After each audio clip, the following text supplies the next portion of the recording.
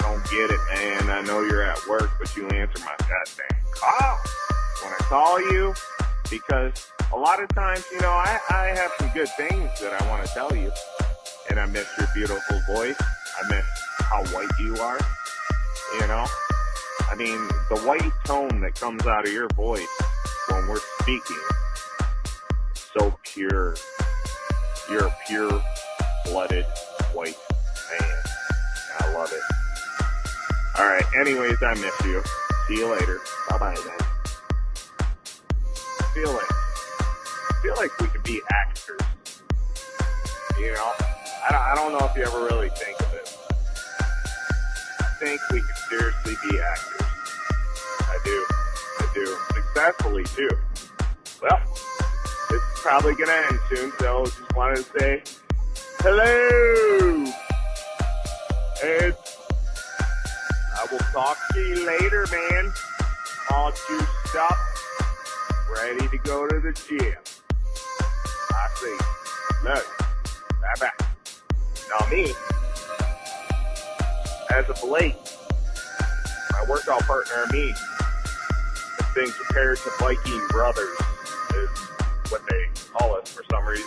We both have big beards, 240 plus pounds. He's 270 plus pounds, 6'5". So people always think we're brothers. They think, well, he looks more like Viking than me. He's all blonde, big ass blonde beard. But just wanted to come by and say, man, I really, really enjoy the new content. I love it. It's got me hooked. Can't wait to hear more.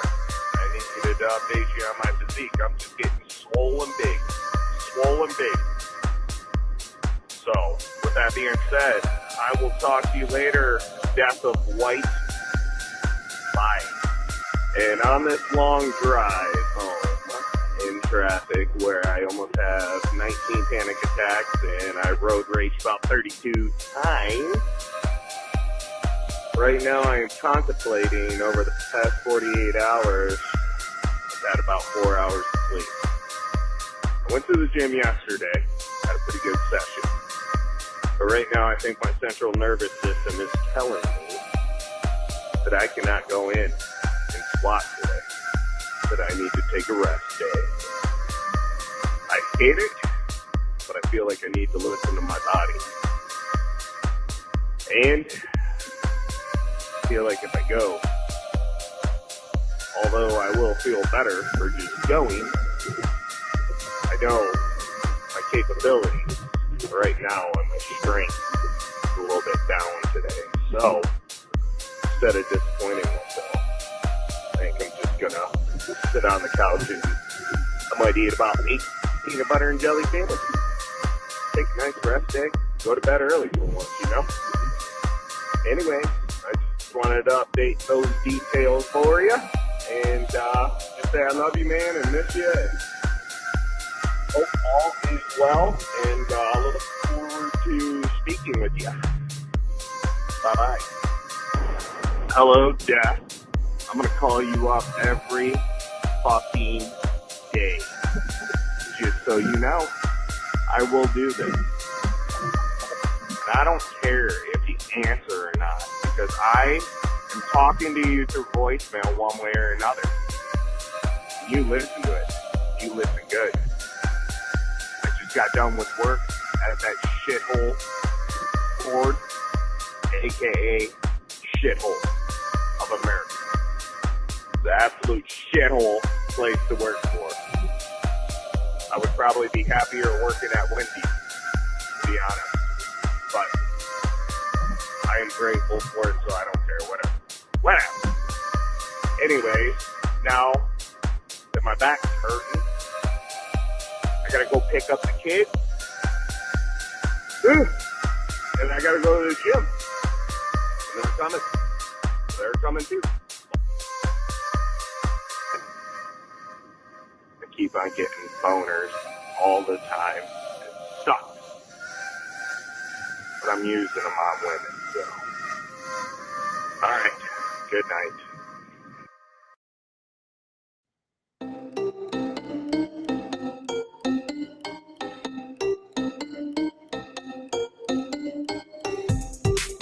recorded in the pits of Detroit, Michigan. Your ass is listening to Radio Underground. Shit.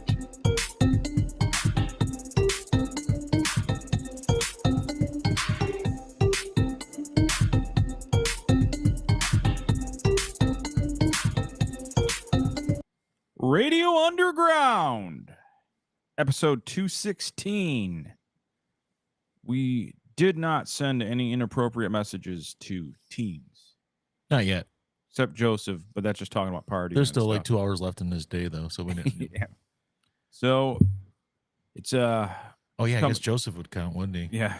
We're not going to send you anything inappropriate because we don't want to be, Well, anything happen. Just talking about beer and stuff like that. That's it. But, I think you can drink in England like younger. Wait, where the hell's Alan? Oh, he's not here. What the fuck? We're Al-less. Oh, man, did I forget to pick him up? No.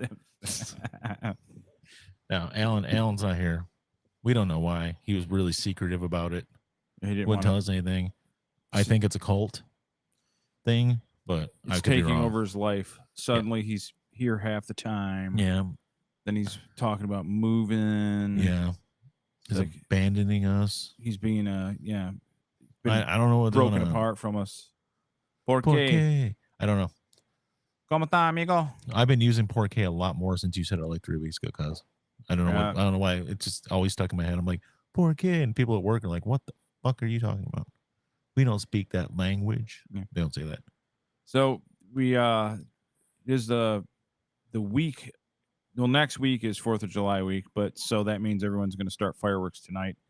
They're blowing off right now, and my cats are already hiding. Well, technically, today is the first day that they can legally, 29th through the 4th.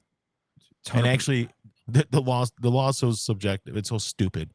It's like you can only shoot them off between the 29th of June and the 4th of July, unless the 5th falls on a Friday. Then you get an extra day. Like, what the fuck?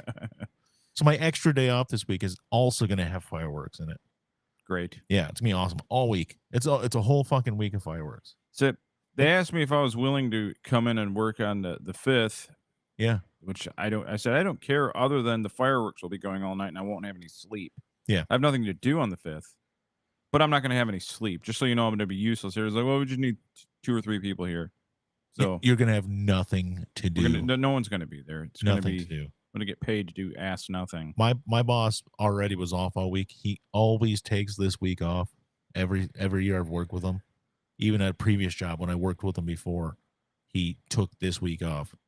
And because he's got a place up, not all the way up into the thumb, but up that way along the coast here. And he's like, hey, it's not gonna be that busy Friday. What do you want to do? I'm like, I want to close down. He's like, all right, just close down. I'm like, okay, we're all just closing down then, right? And he's like, yeah, we're gonna close down. Everybody's got to take a vacation day, but we're just gonna close. I'm like, okay. By the way, happy birthday, Joseph. Happy birthday. How old are you now? I always forget. I can't remember if you're 14, 15, 18. I don't know. Do they do age differently in England? Like some countries do it like when you're born, you're 1. But we do it the right way because we do you're 1 once you've been alive for a year. Like China, it's like when you're born, China. You're 1. I don't know how Britain does it, but yeah. Yeah. Did Dr. Disrespect send you any messages, Joseph? on Whisper?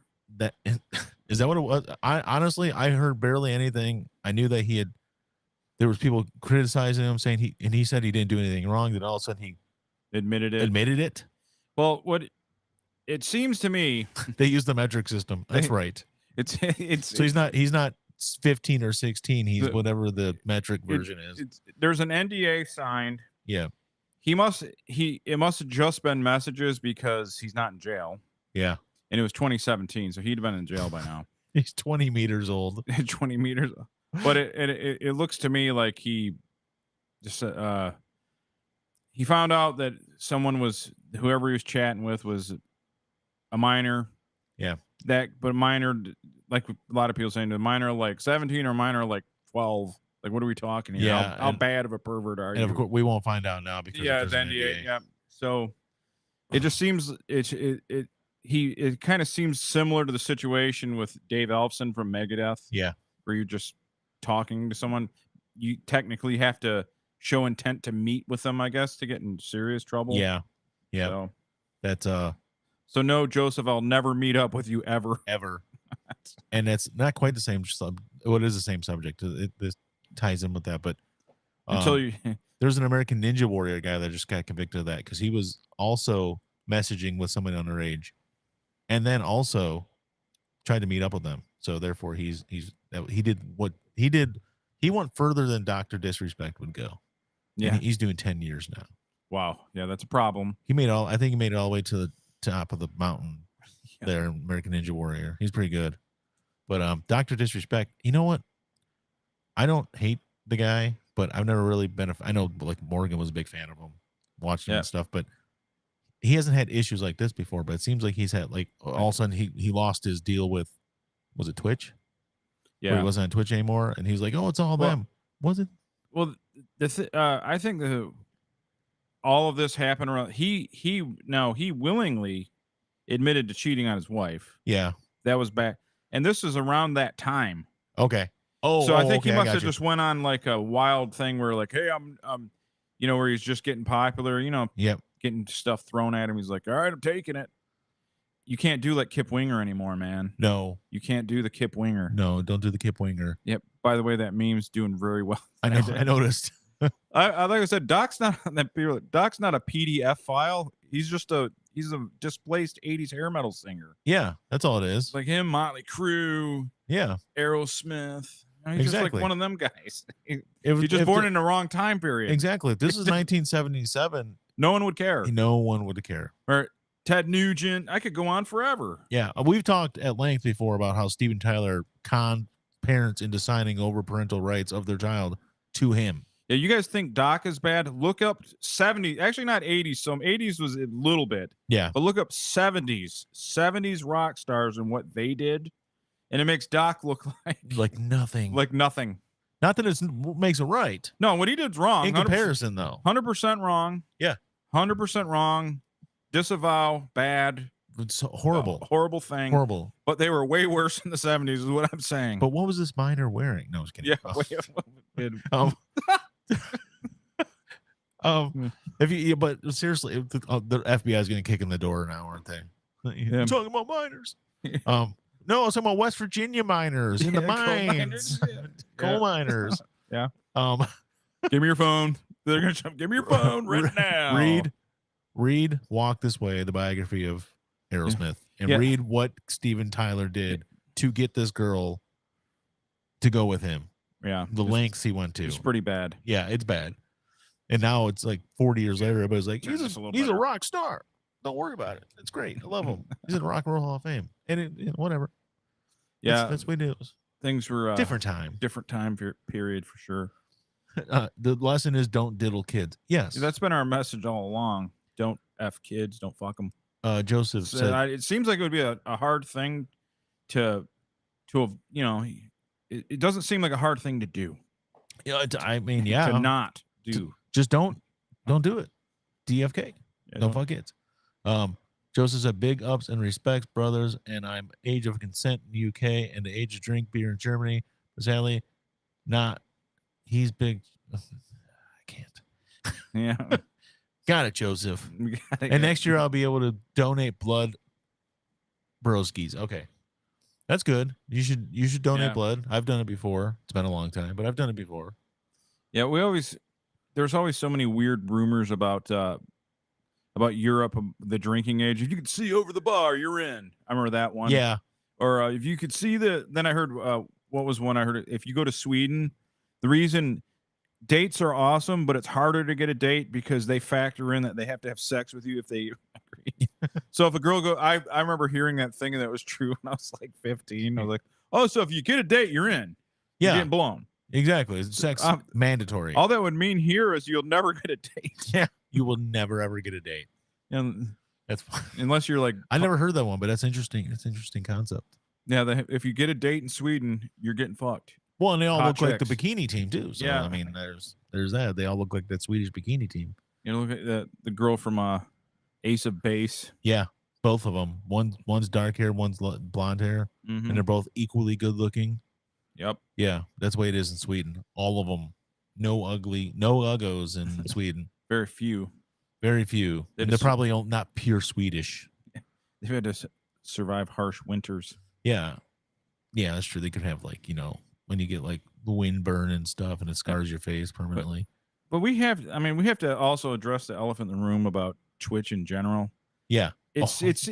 Twitch seems just like a site that's adults making the content and it's for teenagers. Yeah. Oh no, I know it. It's absolutely. So if you go there right now, don't have an account where you have your own algorithm. If you have just a blank slate account, all titty streamers up front, and they have like the siphon pipeline to their OnlyFans from Twitch. Yeah. So like your 14, 15-year-old son's watching it, and then it goes right from it just seems the whole thing I think they just need to shut that fucking place down, man. It's like, and you've said it before. I don't really go on Twitch unless you, for some reason, you start broadcasting on Twitch. It's been a while, and I might check in on it, but it's one of the most hypocritical places on earth. Yeah, it's just like, if you go on and you say something remotely off color a little bit, yeah, you're gone. But if you were a hot chick, yeah, you'd have no problem. You're in. You could say whatever you want. You could show whatever you wanted. You could pimp your OnlyFans page or Fansly or Fan Central or any of them. Yeah, but you're fine. They kicked off the Nick Merckx kid. Now Nick Merckx is like a really famous Call of Duty player. Yeah, I don't know about these young, but it seems to me like he got kicked off just for kind of being Dr. Disrespect's friend. Yeah, it's like what are you doing? He didn't do anything. Like, how's he getting sucked into this shit? He must have known about it, or he didn't. Yeah, I don't know. Just assume he did, though. And and Amaranth will continue to, siphon people right to her tits. Yeah. So I don't got a problem with me looking at it. I'm a grown ass man. Oh yeah. But 14, I like looking at Amaranth. It's just I do. But 14-year-old kids and shit, they're watching her too. If you're judging somebody based on the fact they got kicked off Twitch, that's not a basis right there, because it's that whole site it should give you the creeps. It should. Oh yeah. It should. Don't do it. It's like I respect Pornhub more than that, because at least they tell you what they are. Yeah, it's in the name. This is what we do. Yeah, this is evil. We're taking souls right here on Pornhub. This is what we do. It's in the name. Yeah, it's like porn. Yeah, Twitch is like, I don't know what that's about. Where people give up every bit of their reputation for $500 or something. Yeah, that's Pornhub. Basically, that's Pornhub. Yeah, still watch it, but you know what I'm saying. Of course. I'm not judging anybody. I'm just telling you what they do. Cause said Premise Land said, I hear all they want is another baby. They're gone tomorrow. That's an Ace of Base joke.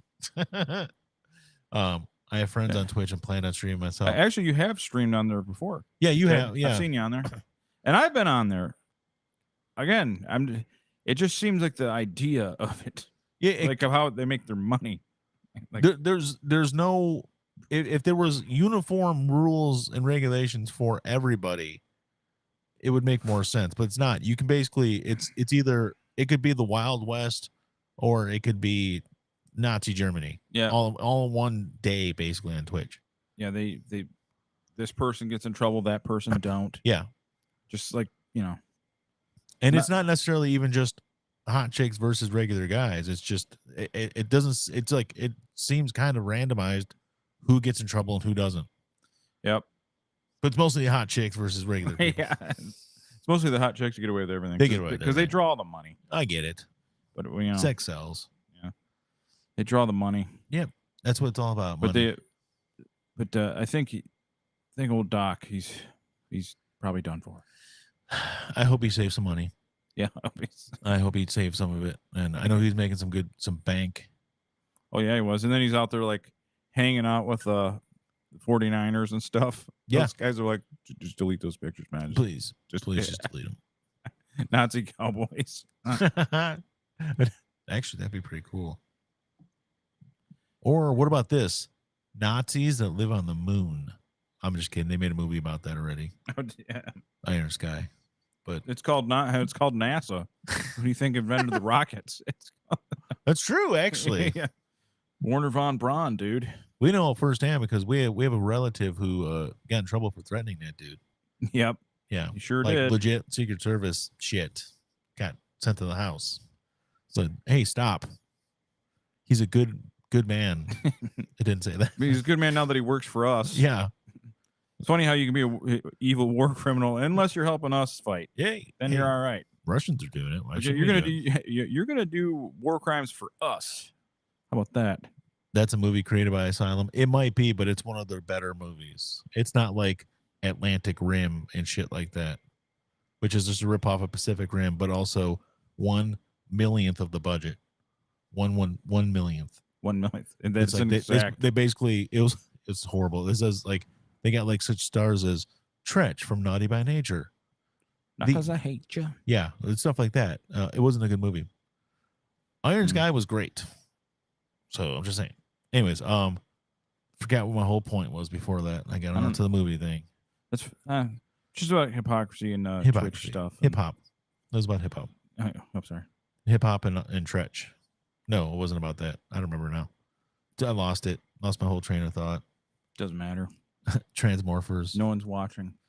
That's another one by Asylum. Yeah, Transmorphers. It's totally different from the Transformers.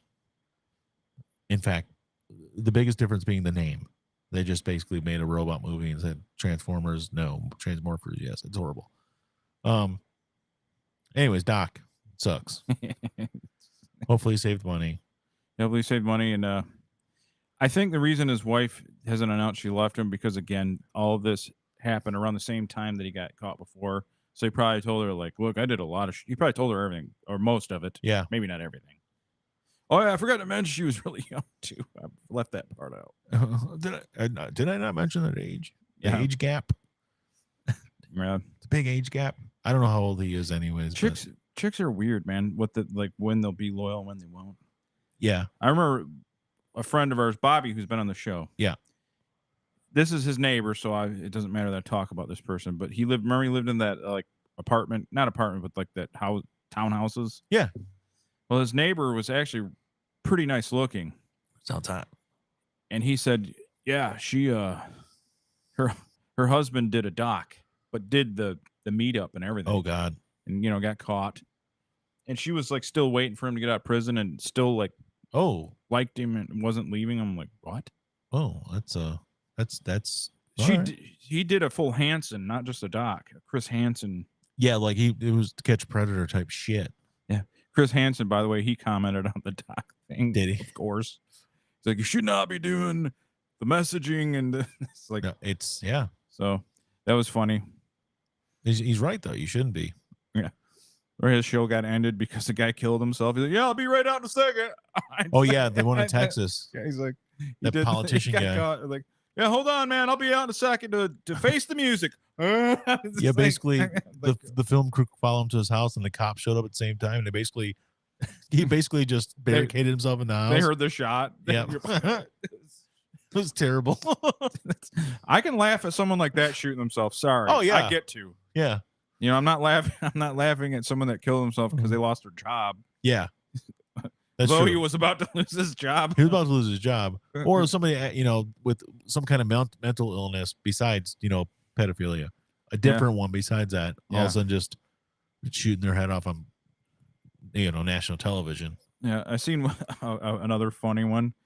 It was one of those YouTube crews that go around nabbing up pedophiles. Yeah, or at least I don't know if they have the right to like arrest them and they have cops, but they just expose them. Like I can't remember. Good. So he's exposed. And some guy, just random guy walks in and goes, this guy did what? He's like, I got a daughter, motherfucker.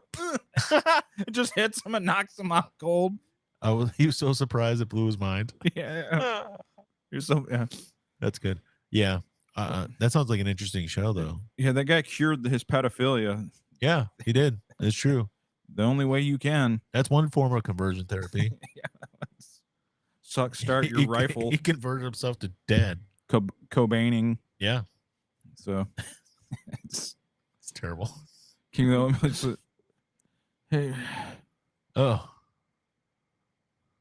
No, I'm not reading that. I'm not reading that. What? That's Joseph. Yeah, no, I know. It's what yeah. We're not reading that. No, We're not rating that's that. no, she doesn't. No. Does she have a rot that are hot, possible single? Yeah. Well, she used to. I don't know about now though. I mean, no, yeah, well, no one's single anymore, really. So Yeah. that's what I was talking about. Except me. I'm like the Well, yeah, last. that's true. I'm a permacell. Like And also, I mean, you're the age of consent there, but you're not here. Yeah. I don't think. Though the women tend to get a slap on the wrist for it, so I don't know. Yeah, all You those, never know. like the hot teachers. The hot teacher, they get everyone jokes about it on morning soup. All right, so this hot teacher straddled. Ooh, high five, man! Ooh. And it's all a big funny thing. But that same show, like Dr. Disrespect is evil, a pure demon, spawn of hell, using his power, his position of power. Yeah, then not the teachers didn't. Those female teachers didn't. Just him. Teachers wanting to straddle Johnny Football. What? What did you say? Dang, and I read the photo, dudes. Okay. Okay. I have a bad feeling about this. I have a really bad feeling about this, but I'm gonna. Is it in the Discord, or is it? It's in the Discord, yeah. Yeah. Oh, okay. The age of it's 16 in Michigan. There's no way. Oh, actually, he might be right. It's 16 here. I think so. So Kip Winger would have been fine. Yeah. We do have to clarify. We don't know if Kip Winger actually did 17-year-old or 16 or no. younger. We're talking about the song. It's just a song. Well, actually, the funny thing is, a guy commented on Kip Winger, and here's the truth. First of all, I actually am a fan of Kip Winger's. I love that fucking song. No, the song kicks ass. I love that. Headed for Heartbreak's awesome too. But he wrote that song when he was 15. Yeah. So he wrote it when he was 15. It came out when I was 9. Brian would have been about 8. Yeah, it was pretty. So we're all covered. Yeah. He wasn't saying, hey, I'm 30 and she's 17. Let's do this. Yeah. He wrote it when he was younger. Maybe he should have thought about it more before he released it as a single. Yeah. I don't know. But it's catchy as fuck. But some guy put it in our comment section though. It was like Kip Winger was actually 15 when he wrote that song, just so you know. I'm like, yeah, all right, cool. It came out when I was 9. So yeah. So we're all clear to charges. We weren't. And also, he could have, just because he wrote the song or sang the song doesn't mean he was talking about himself. He could have been talking about someone else. He wrote the song about a person he knew. You know, there's always that. Yeah. Kip was the least playingest bass player ever. Like he never touched that thing, from what I understand, on stage. Yep. He would like dance around and he like hit it like once and then do some more dancing around and they do his spin kicks and shit. Yeah. Wasn't doing a lot of playing though. Entrance you with his ice blue eyes. Yeah, he's a handsome man. Bring you in. Women loved him. Yeah. You know? Spin move, spin kick. Yep. Grab the bass. He was actually a really good musician, by the way. I know he was. But just, if you saw him on tour, from what I understand, he didn't touch that instrument. The Beatles, she was just 17. You know what I mean? But British. 17 is the age of consent. By the end of their show, you know what, everybody? Doc didn't do a damn thing wrong. Like everybody's he is being railroaded. By the end of the show, we've completely converted over the other way. That's true though. The Beatles did say that. But they didn't infer. They're just saying, you know what I mean? Maybe she was 17 and getting ready to go off to Oxford or Cambridge or something. Mm-hmm. You know? Then I don't know. 17. Yeah. Yeah, it's now that's really worrying because if that was even further back. That was the 60s. Yeah. We were talking about Steven Tyler doing it, but they were doing it. That was the 60s. Yeah. Well, back then people only lived to be like 34, so that was like halfway. 17 was an old maid at that point. Yep. So spinstery almost. I looked up, you know how like the average lifespan over years. Yeah. And as it turns out, yeah, they didn't live as long, obviously, some medical stuff. But if you made it past childhood, it wasn't as bad of a gap. No. Like if you made it past childhood, then you were likely to live pretty long in some cases. Like if you had like access to clean food and water, like, you know, the founding fathers, a lot of them lived to be like 70, 75, 80. That's true. What's up, Portside Rogues? Or should we say Temple of the Light? What do they call it? How do you say it? Let me look at the new name. You guys are now called Portside Temple of Light. Portside Temple of Light. Portside Temple of Light. That's Darth's unit. John is just throwing the Beatles under the bus, man. John's making the Beatles pretty rough here. Ringo Starr, you're 16, you're beautiful, and you're mine. Yeah, he did say that. Christine, 16. But no one listened to Ringo's wasn't music, so it didn't matter. Wasn't that Kiss? Oh, yeah. Christine, 16. Yeah, that's true. Kiss. Well, Kiss I expected from, though. Yeah. Gene Simmons is a perv. Hi, cat. Hey, on the Dale. camera in your asshole. There it is. Here, Dale. There's a cat's ass. Come on. Dale, I know you're mad, but you got to go. There's a Bob's Burgers episode all about that. Every time she painted an animal, she painted its butthole. Too many people can't spell rogue. Yeah, you know what? That's true. You get rouge a lot. Rouge, yeah. Yeah, that happens quite a lot. Unless you're talking about River Rouge, then they'll call it River Rogue. I don't get it. Well, it's like always the opposite of what it should be. Some people, because John B. Allen, his name is Mr. Ballin on YouTube. Yeah. It's basically an ex-Navy SEAL that tells ghost stories.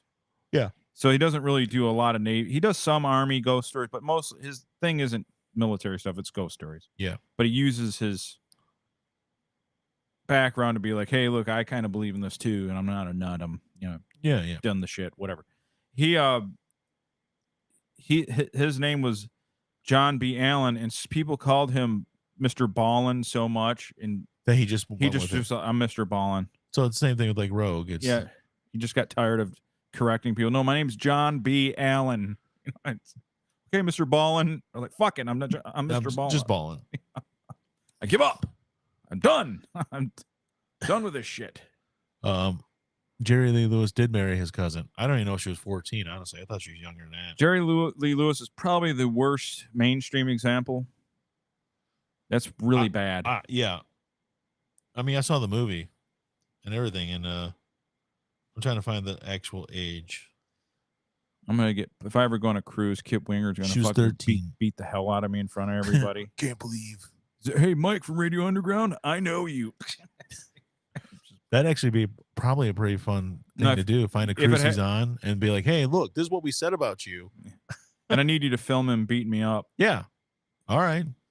I would say I would have to let him, but I probably wouldn't because he's probably still in shape and I'm not. Oh, I think he's been, because remember when he's not behind the music, but with like a Where Are They Now thing, and he was like a yoga teacher.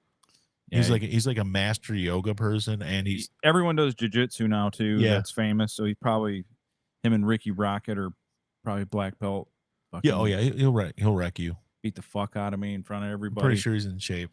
And I think he's doing music for like musicals and stuff now too. Kip's doing all kinds of stuff, including kicking your ass. Can you sign my black eye? Can you sign my black eye? Yeah. Oh, that's what you would say to Kip Winger. I get it. His real name ain't Kip. No. What? Yeah, believe it or not, it's a nickname. Hey, he had a birthday last week, June 21st. His name is Charles Frederick. Charles Frederick. That's not Kip. Actually, Kip is one of his middle names. Charles Frederick Kip Winger. Oh, is it? It doesn't even say it in quotes. It just says Kip. Yeah. What instrument does he play? Well, while on tour, nothing. He just stands there and spins around. Again, I don't know. That's what I heard from people, though. Supposedly he's a bass player. Actually, he's, from what I know, a very good bass player. Yeah. I'm just saying I've never seen him physically play it. No. But I heard he's really good. I've just seen him not even touching the neck. He just hits the phone down here. That guitar solo is fucking bad. Whoever's guitar player is actually really good too. I don't know. She's only 17. Yeah. He's fucking ripping, dude. That's not easy shit to play. I'm telling you. Yeah, it's good stuff. I'm gonna find out who it is. I'm sure it's somebody that we don't know, but still, never know. So the theme of this episode: there are worse people than Dr. Disrespect that you like. Yeah, exactly. You like Aerosmith? He was worse. Oh, so much worse. Dave Ellefson from You Like Megadeth? Worse. He did that. Who else is there that was? We went through them all. Ted Nugent did that too. John's the Beatles. I mean, come on. There's all kinds of them. Actually, according to this, Kip Winger, John, you should listen to this. According to Kip Winger, he took inspiration from the Beatles song, I Saw Her Standing There, which contains the lyric, well, she was just 17, if you know what I mean. So it was inspired by that song. See? Chuck Berry. Well, Chuck Berry used to also like farting on women.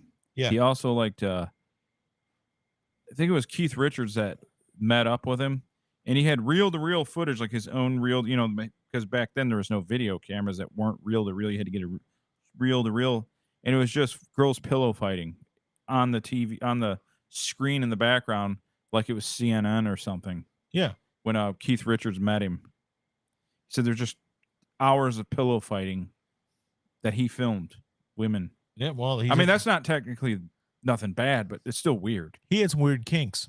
Just that I'm gonna film 8mm of women pillow fighting. Yeah. At least it's not like the movie 8mm. Yeah, Because that'd be worse. snuff. Yeah, they did snuff. He would have them sniff his farts. That's different. Yeah, His was sniff porn. sniff porn. And the pillow fight thing, yeah, I guess if it whatever, man. I'm not kink shaming unless it's snuff, then I'm gonna kink shame. Yeah, But it was Reb Beach is the guitarist. Yeah. From Winger that did that solo. Reb Beach. I'm gonna get Not Reb Brown. a kink going called like trad. Yeah. What it is you have to be clothed, and your wife just missionary just pulls her, her dress up. It's very basic. You're not even looking at each other's body. It's like basically consummating the marriage back in the 1700s type thing. Yeah, like you pull your pants down, but you leave them on. Yeah, just enough. And then she pulls her dress up, her polka dot her old knickers. School, yeah, and then missionary, and you barely even really heavy breathing, either of you. Yes. And yeah, it's just basically like you're married, and in order for it to actually count, you have to do the deed once. Mm-hmm. That's it. And then the girl has to be uncomfortable because you were picked by her family. That's just being Mormon. Yeah, it might be. Yeah, like her family picked you. Yep. Because she wanted her taken care of, because women couldn't work back then, which we know they shouldn't be allowed to work. So we're okay with that. Yep. But I mean, there's a stove you need to be chained to in that house. I actually watched a movie, and that's what a guy did to his wife. Just chained her. Did he really? Because she tried to run away from him. And he chained her to the stove, and then he went to sleep, and then you got to keep your livestock on the farm. She got free, and she lit the whole house on fire. Oh, come on! No one died. Everything's good. Anyways, I don't want to watch it where they get it back. I want no. When they're stuck in bondage. Stuck. That's my kind of movie where they don't get out. She was trying to run away from him. She can't. She's his property. I know. That's what I've been saying. I really hope your wife ain't listening. She's not. She's probably watching RuPaul's Drag Race or something. Actually, it's pretty mild. She knows how depraved we are. Yeah. She's like, you're a fucking idiot. Yeah, I know. I know, Danielle. I know I'm an idiot. That's why she laughed when she got hit with the baseball the week before last. And I said, just tell people I hit you. And she just laughed because no one would believe it. That is a horrible story. Yeah. And I could not. And I was still like, like for some reason you told me it and I forgot about it, and I'm sitting at work because I'm just kind of sitting there and I thought about dude, that's messed up that she got hit. Well, you know what? And I didn't think about it till afterwards. That's really fucked up. But I remember my mom watching a movie in the 90s called Simon Birch. Yeah. And remember how his teacher died? Yeah, he hit a home run in the game and it hit her in the head and killed her. And I started thinking about that. I'm like, holy shit, that'd be a horrible way to go. And I'm like, wait, what would happen if that would have happened to my wife? I mean, that would have been horrible. She was fine. There's nothing to worry about. Yeah.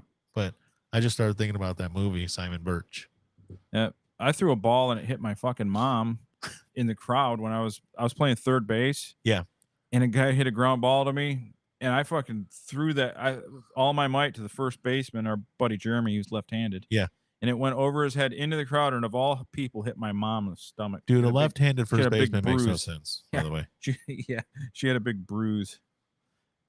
Yeah, it happens. It happened to Danielle at the junior sports. Someone threw one to third. She was sitting basically on the other side of the fence from third. It went past the third baseman just over the fence and caught her in the face. Yeah. Sports are not safe. that's the thing about people always like, what are like sports are the great thing, and they are great, and you should do them, but there is an element of risk. Yeah. And that, the one that actually really bothered me, and it even today, like if I think about it, it kind of messes me up.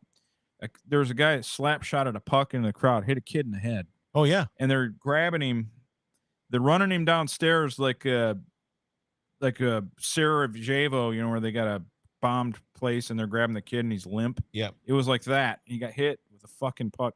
That kid unfortunately died. I swear to God, wasn't that Sergei Fedorov after he left here? I don't know, but he got hit in the head with a puck, and the kid actually did not make it. Let me Google Sergei Fedorov killed a kid. I remember I could have swore Fedorov hit somebody. Nets in the NHL games because of girl. Yeah. Oh yeah, they did. They end up putting up the nets above the glass because there was a girl that got hit. Okay, I thought for some reason, like, what the hell the Nets got to do with the NHL? I thought he meant like no basketball team, like they do with baseball now. There's nets all the way down each baseline, all the way to the beginning of where it basically down parallel with the lines, and then as it starts to turn into the outfield, there's no nets anymore. Joseph, that fantasy that I just put on screen is everyone's, except for the cop lady. I'm sorry, she doesn't do it for me at all. The cop lady. According to John, Christopher Columbus killed that girl with a puck. Oh, really? Oh no, it was in Columbus. Yeah, was Fedorov involved in that, or was he involved in something where somebody got hit in the crowd and somebody got hurt? I don't know if they died, but I just remember him being involved in something like that. Probably involved some kind. John would know. He watches hockey all the time. Yeah.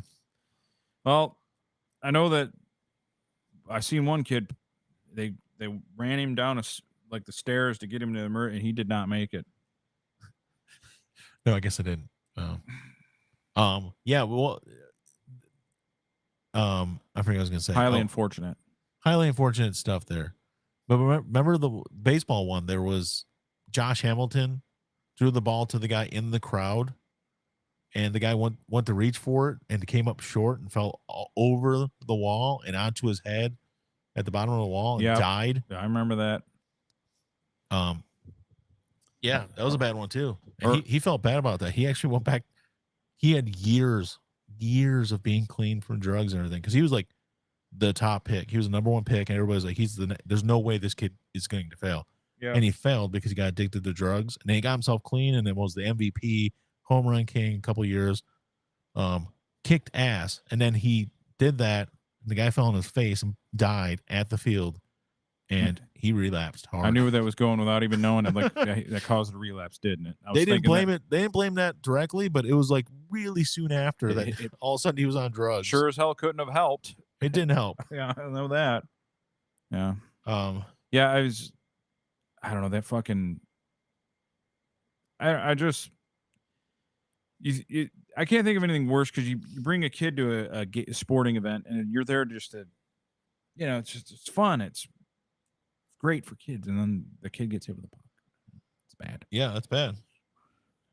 It's true. It's like worse than getting a text from a streamer. I don't know. There's not much worse than that, I guess. Yeah, a couple of guys I'm in a Slack group. They were talking about, like, if you really think about it, it's like the guys that are like, and gals that are hardcore streamers that are on like 10 hours a day, and they're kind of messed up anyway. So you got to know something's. Now, I'm not saying they're all PDF people. Yeah. But what I'm saying is they're already in the hole of weirdness, right? Yes. I think we're weird for doing this. We are. We're fucking not normal. And then you take it to the 10-hour a day people, and they're making money. Yep, exactly. Oh my God, fireworks. I wonder if we should explain what PDF means to people. Maybe they don't know. I think they can put two and two together. I would hope they could probably put together. Yeah. You ever see the Rambo 2008? And he goes in the hut and he pets the kid. Oh yeah. One of them. Yeah. That guy couldn't get much worse, and all of a sudden it's like, oh, he's a pedophile too. Yeah. They really wanted to make you hate him. Yep.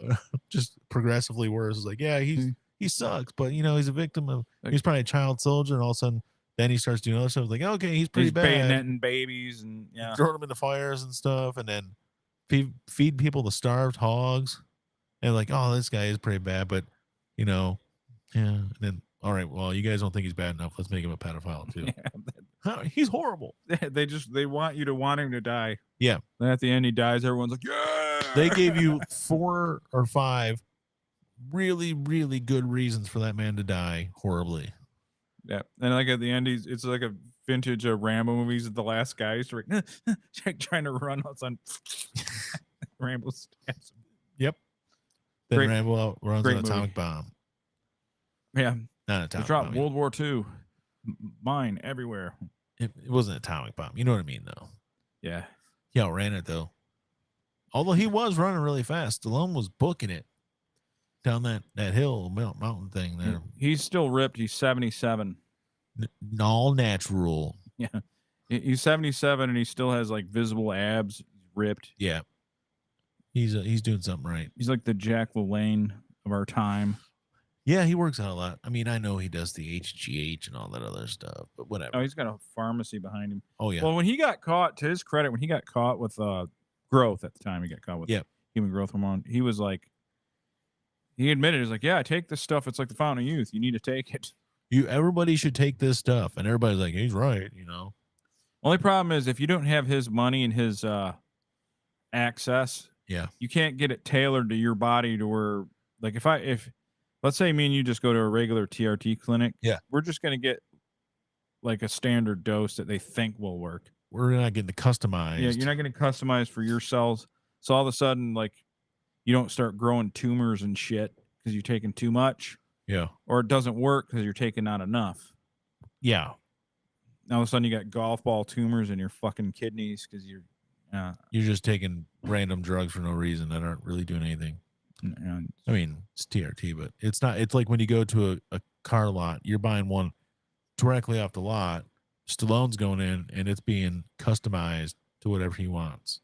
Yeah, He's getting a new one the way he wants it. We're just buying something off the lot. Or when you go into a store, you're like, I got to go buy some clothes. You're buying off the rack. Stallone's going to a tailor, and they're making that suit to fit. It's bespoke, as they say. it'd be bespoke. That's what it's called, I think. I like how it's 80 degrees still now, and it's going to be like barely like 70 tomorrow. Yeah, it's literally going to be 10 degrees cooler tomorrow all day than it is right now. I don't know why that's happening, but I mean, I'm not going to complain too much. As long as it doesn't rain, I need the rain to dry up because my grass is getting too wet. I don't know if that's possible, but yeah, it looks too green. yeah, It actually still looks a little burnt. This summer is. I mean, it rains like 2 or 3 days a week. Yep. And then it's super hot, and then it's always like for a day or two cold, randomly. Yeah. And then it's hot again. I don't know. It's almost like there's times where it's want almost Bill. like Cambodia or like Burma or something, Myanmar, where it's like really rainy and then really hot. It becomes a jungle type environment. Then all of a sudden it gets cold. So it's not like that in that sense. I don't know where I'm going with this because it doesn't get cold there. Well, the end result is my yard looks like the Shire. Yeah. Super green. What do you want, it's Dale? very Why are green. you harassing me? It's very, my grass is very green, but it's also growing a lot. Why the harassment? The harassment. What are you doing? Great. He's kissing the mic stand. Oh, you Why? know, you should Dale. take your cat to a cat cafe. Yeah. Tell me about what the hell was a cat cafe? What is going on with this? Okay, so we had gone by this place once, and I thought it was stupid. But then we went to see a movie at Partridge Creek, the MJR theater there, and when we left, my wife and daughter wanted to go by the kitty cat cafe or something. I think they call it a cat cafe. Mm-hmm. Which again, I have a problem with because it's stupid. But yeah, don't just make up words like that, irregardless of the situation. Yeah. Did you see the name of our episode? Yeah, I saw it. Oh, I saw it. But basically, that place isn't like some of these other ones. That cat keeps on putting his asshole directly on the camera screen. What do you want, Dale? We don't want to see your a-hole. My dad ain't home. I'm gonna just set him in my dad's house till we're done. Oh, okay, yeah. Because I love you, Dale, but you're gonna keep harassing me. It's just talk about anything you want for about 2 minutes. It's just cat's ass. Go next door to Dad's. Bye, Dale. Put me on the spot. Now I gotta think. I gotta fill time. So,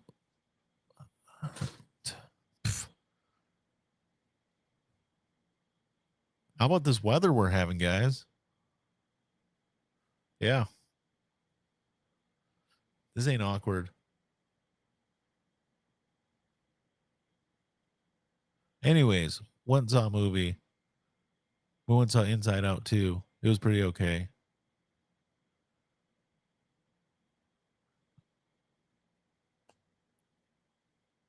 Dead air.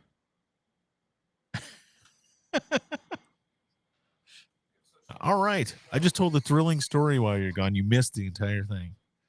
I didn't say shit. I just talked about the weather. Tomorrow, high of 68. Yeah, we were talking about that because it's literally 10 degrees warmer now than it is going to be tomorrow. It's 79 degrees right now. What? Joseph said, I'm fries. They taste like McDonald's ones. Yummy, sir. Oh, you're making fries. Okay. I had some Burger King fries a couple of days ago. They sucked. They weren't good. I don't know what it was with them. They just didn't taste great. And Burger King fries are not great anyways. All right. So anyways, we went to the movie and then we went by this place. They have a place called a Cafe. And basically it's just, I don't know how many cats. They have them like lounging around and just walking around doing stuff. And you can go visit the cats. Like think about if you go to like the pet store or like the animal shelter and they have cats in cages. It's like that, but there's no cats in cages. They're just wandering loosely. Like think something happened and like all the people that tend to the people at the cats at the shelter died and they all escaped. They've taken over the place. That's what this place is like. That one's not as bad. That was at Partridge Creek. Anyways, we tried to go by it. It's permanently closed. So they closed that one down. So it's a victory for everybody because they don't need that place. Second of all, that place at Partridge Creek makes no sense because your rent's probably astronomical. Although they can't fill places, maybe it's not. But that's not the place you want to have that. Doesn't make sense. There's other ones that like there's one in Ferndale and seems like something they do in Japan. It definitely seems like a Japanese thing. But my thinking was this: that one doesn't serve anything. It's just basically go there. But there's ones that like it's all these cats and there's food and drink, and I don't want the cats shit in boxes and then walk through those boxes. Then also have they have shit paws, in my opinion. Yeah. I mean, they're mostly clean. They clean themselves pretty well. You know what I mean, though. Yeah, but it's all over the place. They're walking all over the place. And then you're trying to eat. Where are they shitting in this restaurant or cafe or whatever it is, where you're drinking coffee or tea and your scone or your muffin or something pretentious sounding that you get at these places? It doesn't make sense. I don't get it. But it definitely seems like a Japanese thing to me. Yeah. Without a doubt. There's somebody in Japan invented this thing. It doesn't seem like a Western thing. I think what they did was they invented it as revenge. They're like, well, you drop bombs on us. What I'm going to do is invent this. You Americans fall for fucking everything we invent. You think, oh, that's cool. I'm going to do that now. And you bring it over. I'm going to invent this stupid shit. You're going to take it. You're going to co-opt it for yourselves. Yeah. People like anime now. Yeah. There's all kinds of weebs everywhere. I know. And I always make fun of them, but man, I've seen a couple lately that looked real good. Yeah. Well, the problem was weebs were easy to make fun of, but now they're like, it's 20% of them are hot chicks. Yeah. Yeah. That's the problem. They should serve Tootsie Rolls. Yeah. What's up, Busy? Good friend, Mr. Busy. He streams on Twitch. Check him out. Wednesday nights at 8:00 typically. Check it out. Fellow, I don't want to give away. He lives in our state. He does live in in our state. So, good guy. John, you're golfing at 7:15. That's incredibly early for any sport. I don't care if it's golfing. No, 7:15. Although, you know what? I was driving if in. you're incredibly old, you're up by then, though, right? You're like, true. if you're 50, 40 plus, typically we're up early. Not on a Sunday. I'm not. No, Mitten Mob. Yeah, Mitten Mob. We're Birdie. Mitten Mob. Is this the right way? Yeah, my hand's the right way now. Boom. Mitten. That is early for tea time. But the other day I was driving into work, listening to the radio, and I get the sports report, and they're like, because the Rocket Mortgage Classic was going on here. There was a PGA Tour event here in Detroit, and not here, there in Detroit. Never mind. Oh, I'm shocked that you're golfing with my father-in-law. I mean, there's only probably 2 other people you can golf with, so I'm not surprised. Yeah. My father-in-law is an avid golfer. I hear he's okay. Yeah. But anyways, and they were doing the Rocket Mortgage Classic, and they're like, they're teeing off in about 40 minutes. I'm thinking, it's 6:00. What the fuck time are they teeing off? Yeah. 6:40. They start teeing off. Jesus. I'm like, that's insane. And some of them are up there, and they're already partying, man. They're Yeah, drinking. People, yeah. I was looking at that. I'm like, I wonder how much it would be if you're a fan to go watch the golf people. And like tickets start at like $300 and some odd just to go watch them golf. You know, walk around a course. Yeah, 18 holes. It's hot. It was hot. Well, the day I heard it was day 2. So was Friday hot? Friday was okay. Saturday was hot. It was Thursday. Either way, both days were actually relatively mild. They got good weather for it up until today when it was really hot. Yeah. But hey, tomorrow midday would probably be great. Yeah. Well, he's saying 68 to 70 is good. John's saying it's supposed to be 59 at tea time, and it's like it's a little. Yeah, you're pushing it. Yeah. But my father-in-law doesn't care if it's above 35, 40 degrees. He's probably out there. Oh yeah. As long as it's dry. Even then, sometimes he'll go out there. He used to. I don't know if he does anymore. He's old. See, I remember when I was about 13, 14, I never realized how important the gambling element of golf is to people.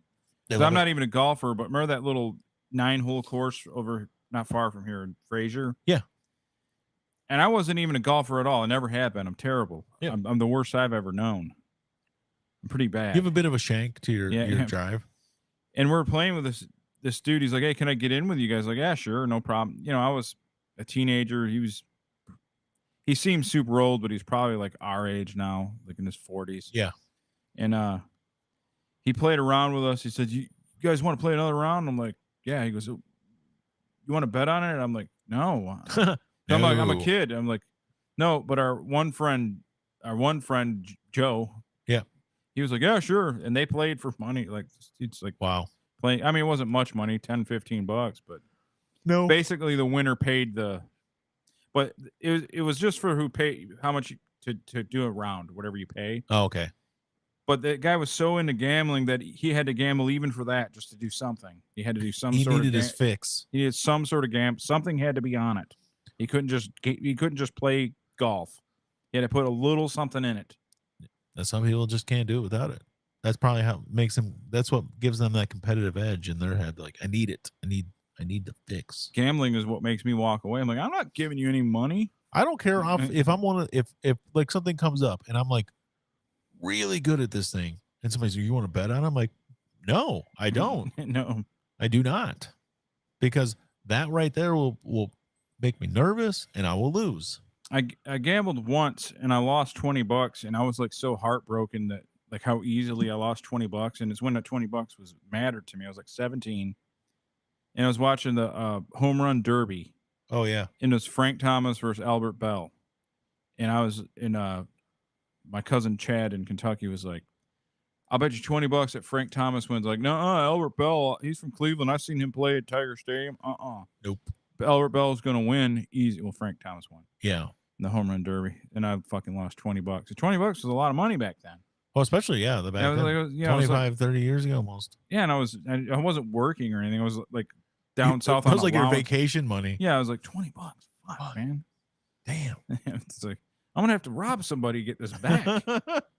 It's like, fuck you, Albert Bell. Yeah. You should have beat him. Like, I think people forget how good Albert Bell was, though. he was really good. Really good. Mean. Psycho. He was a psycho. He'd kill you. But I'm telling I you. heard Frank Thomas was not as mean, but it was really difficult to be on team with. Oh, really? They said he was a really difficult person. Yeah. But then again, I think everybody wasn't like everyone that was good at baseball from that era, like horrible to. It seems like a lot of them were dicks. Barry yeah. Bonds was not nice. No. Roger Clemens would hit you in the head with a pitch and laugh if you died. Yep. Randy Johnson was supposedly not polite. I've heard that. They were all fucking nuts, all of them. Like if there were any of them that were like nice, they probably weren't that good. Well, I think Ken Griffey Jr. wasn't a dick. He was just a little arrogant when he was young, but he wasn't actually mean to anyone. And he had friends on the team and stuff. Well, So maybe Griffey was like the one non-asshole, really good player from the 90s. I'm looking at Albert Bell's numbers, and his first 2 years he was just a part-time player, but when his first almost full year was 91. So basically he had 9 years where he was constantly playing, and he averaged, I don't know what he averaged. He had 381 career home runs in basically 10 and a half seasons. So he averaged over 38 home runs a year, and he averaged over 100 RBIs a year because he had 1,239 RBIs in those 11 years. And he would beat you to death. He'd beat you to death. If you pissed him off.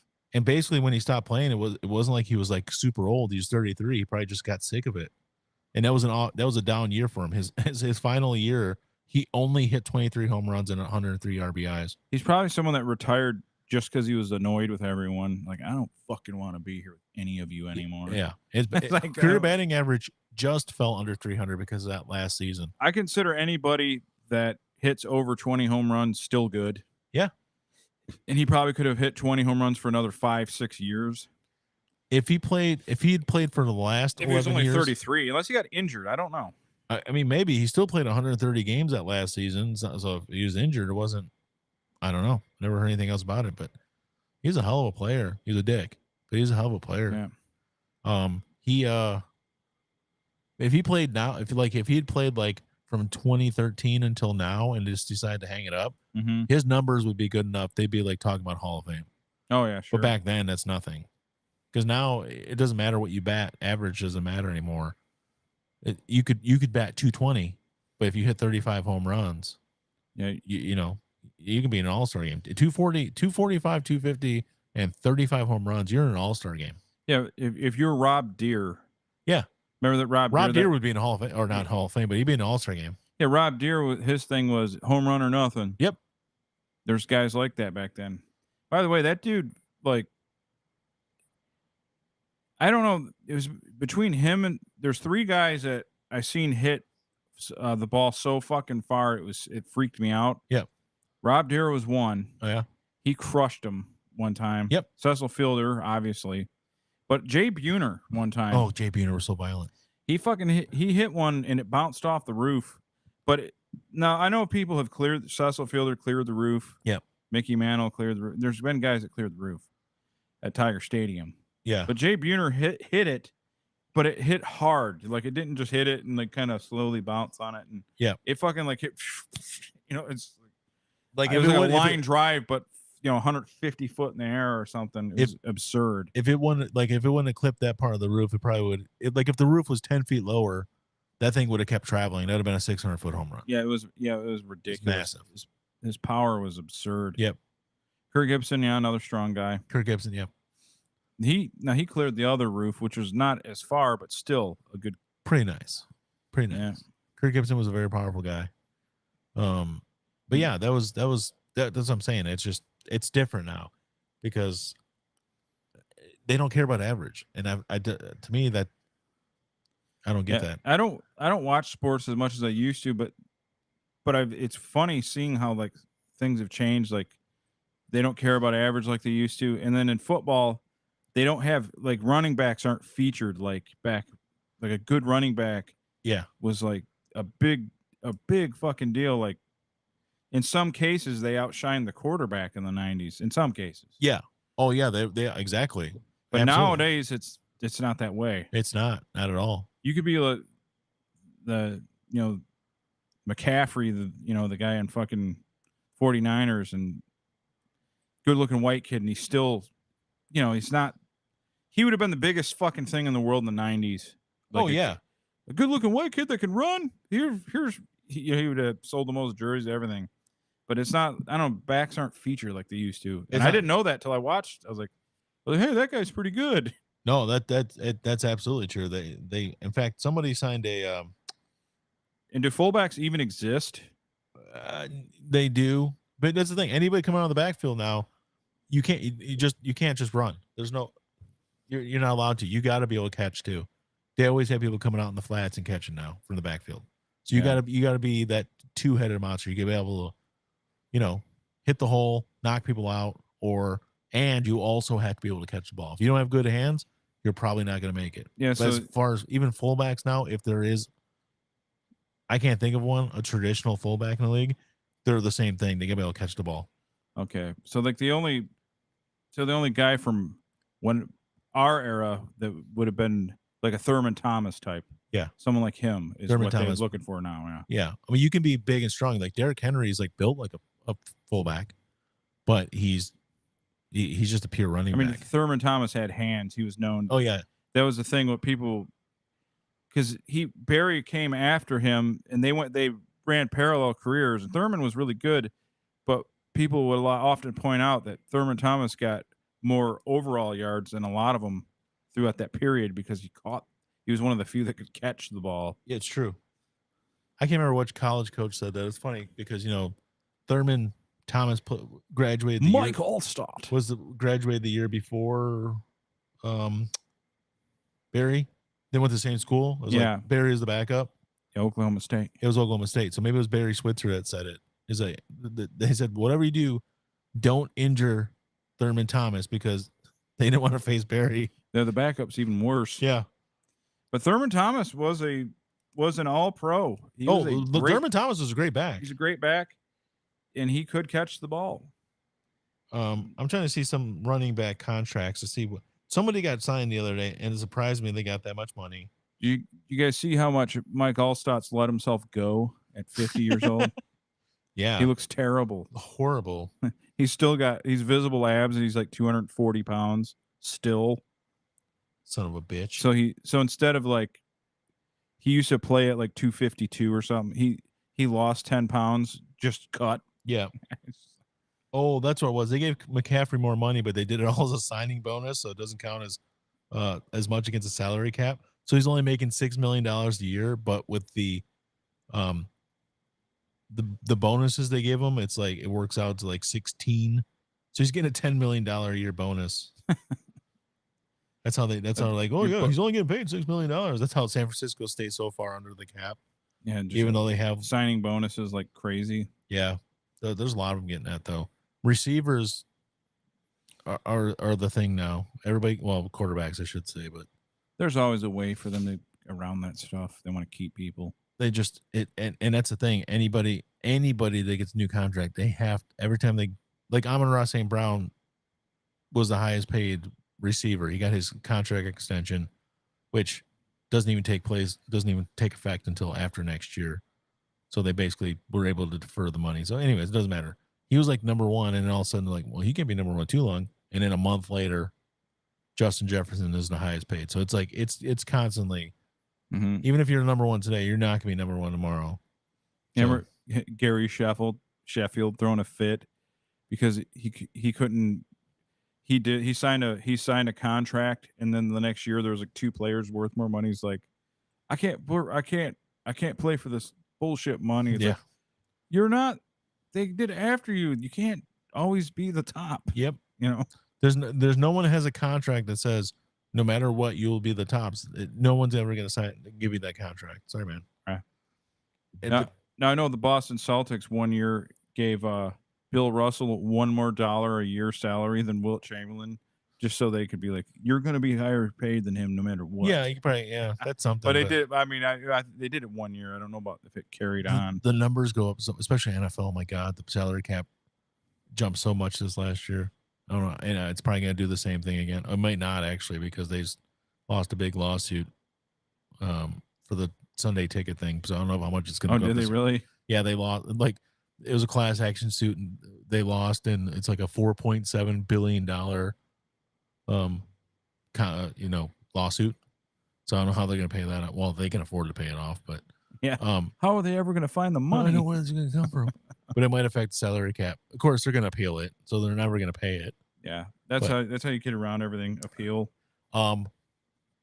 Salaries though, basketball salaries are the ones that get me. There's like people I don't follow, and actually, it's gotten to the point in the last couple of years where it's probably my fourth sport. I follow hockey more than I do basketball. But I don't follow basketball like all the time. I know certain things, but there's people I know people. I know the stars from teams and stuff. I know certain players from teams, but I know the big names from the teams. And there's like people I've never heard of on these teams. Like now this year he won a title. The guy from Boston, Jalen, I can't even think of his last name. I never heard about him. And last year he signed a max extension, starting off at $60-something million a year. By the time it's done, he's going to be making $80 million a year. And I never heard of the guy. Really? I'm like, who the fuck is this guy? He ended up being, I think he might have been MVP in the finals. But yeah, at this point, I'd never heard of him. It's like, who is this guy? He's getting like a 5-year, $320 million max extension. And it keeps on happening. I watched one game at my uncle's, and I was like, that white guy in the Mavericks pretty good. He looks sloppy, but everything goes in. And yeah, that's what he's known for. I'm like, really? Yep. Like, yeah. What is his name? Luka, Slavic. It's Luka Doncic. Yeah, Doncic, yeah. Doncic. He's like, it looks like it's not going to go in, but everything goes in. He's something. I like him a lot, but Boston just all around was too athletic. Boston was 6 or 7 deep. It's like a bunch of Usain Bolts running around. Boston basically has 7 starters, and they had a really good deep bench. And they had their own giant Slavic guy that was like 7'3". Oh yeah. So yeah, that's right. Porzingis. Yeah. Yeah. He's always hurt though. If he could stay healthy, he'd probably be one of the best ever. But that's the way the sport is now. It's like fucking they had the guy from the Clippers, Paul George, who he's declining his deal with the Clippers because he wants a test free agency. He declined it because it was only $48.7 million a year. Yeah, you can't expect him to live off that. How is he going to live off that? It's like $48 million a year. And again, I get this is this pro sports, not the breadline, fellas.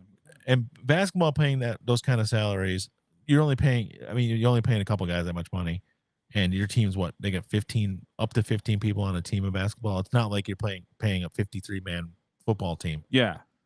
So, but it's the percentage though. It's like if they sign a max extension, like the Pistons, their best player is Cade Cunningham. He is going to be playing the last year of his rookie contract, so they're going to extend him probably this summer, give him a max contract. Your max contract is 25% of whatever your salary cap is, or whatever the salary cap is. So for a team that's $150 million, he's going to make 25% of that.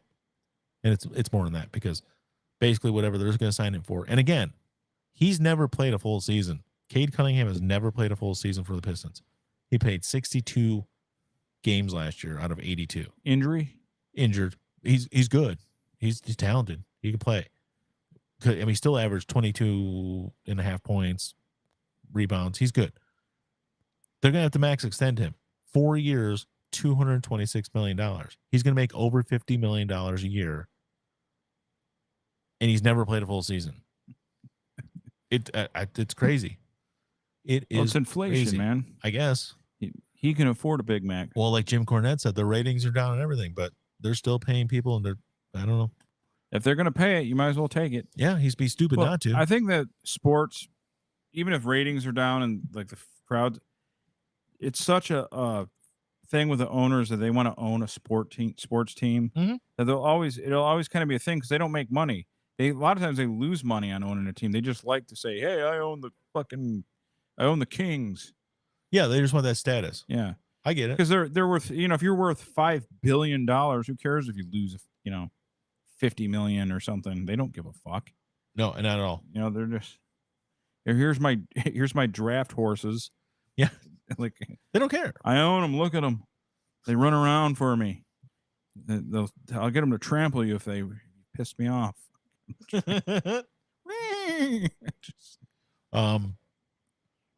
Hey man, we didn't do any Thrones. Oh yeah, there's some death. Yeah. Unfortunately. Oh wait, what did you say? $48 million a year. Rookie numbers back in my day. I'd get. Okay. I believe you. I believe you. You probably get 49 million. Yeah. I believe you. They pay cricket players that much? Yeah. What about rugby? Rugby, no. I imagine rugby like make less than a truck driver. They do play soccer, football players. Actual football. That kind of money. Rugby seems like outside of Oceania, where it's huge. It's huge. Outside of Oceania and maybe South Africa. Yeah. I would say rugby, they probably make like if you're not there, yeah, probably not making shit. No, even I shouldn't say all soccer players because. Oh, night, John. See you, John. Thank you for tuning in, Thanks, sir. You have to get up for that early tea time. I know. Yep, get up, get your rest in. Knowing my father-in-law, you probably have to drive an hour just to get there.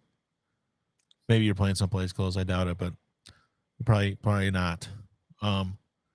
Anyways, what was I saying? Oh, Dethrones. Yeah, sure. Shifty Shell Shock from Crazy Town died.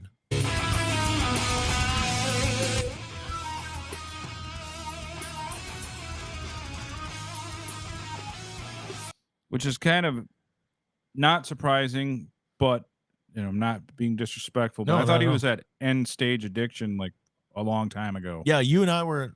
Oh, you're playing Golden Hawk. Okay. You and I were in the same boat. We both thought he had already died. Yeah, I thought he was gone. I thought he was gone. I didn't know that like I was still alive. Yeah. And then they were on tour, and I didn't know that the band was still together. Crazy Town, man. They had that song Butterfly, and then they had there's a Chili Pepper song based on it. Yeah, but really, I don't remember if they had any other songs. I'm sure they did. I know they did. I mean, yeah, they probably. But nothing else got radio play as far as I can remember. No. And also, his name is Shifty Shell Shock. Yeah. What kind of name is that? Yeah. It's a bad nickname. It's a bad name. He was on one of those shows though, wasn't he? Like he was. Well, he's on Celebrity Rehab. That's what I thought. Yeah. And that was a long time ago. And then they had another season after the season he was on, and they found him on the roof going berserk of the rehab facility. Yeah. Like he had come back. And then scaled the walls just to be on the roof. And then Dr. Drew's like, man, you lost some weight here, Seth. His real name's Seth. Yeah, it's real, yeah. And he's like, you lost some weight here, Seth. And then he became part of that show because he flipped out and showed up. He forced himself into the show, basically. Probably got another paycheck. I'm not laughing at him, but I was thinking that was like 15 years ago. By the way. It was forever ago. I know. And he lived quite a while. When I figured he wouldn't live another day, I figured he would not live another day in 2005. Yeah, that's what I was thinking. Yeah, you know? And the fact that I honestly, I'm not joking. I thought he had passed away 15 years ago. I thought he was gone already. So the fact that he was still kicking up until a couple of days ago shocked me. So rest in peace, sir. I'm trying to see when Celebrity Rehab show. It's not giving out any information. It's a cover up. 2008. So it was about. Yeah. So I think he was on the first or second season. So it was a while ago. And I thought that's when he died. So it was like more than 15 years ago. Yeah. So what else? Character actor, not Bill Cosby, Bill Cobbs. Yeah. The old black dude was in a bunch of stuff. Dethroned.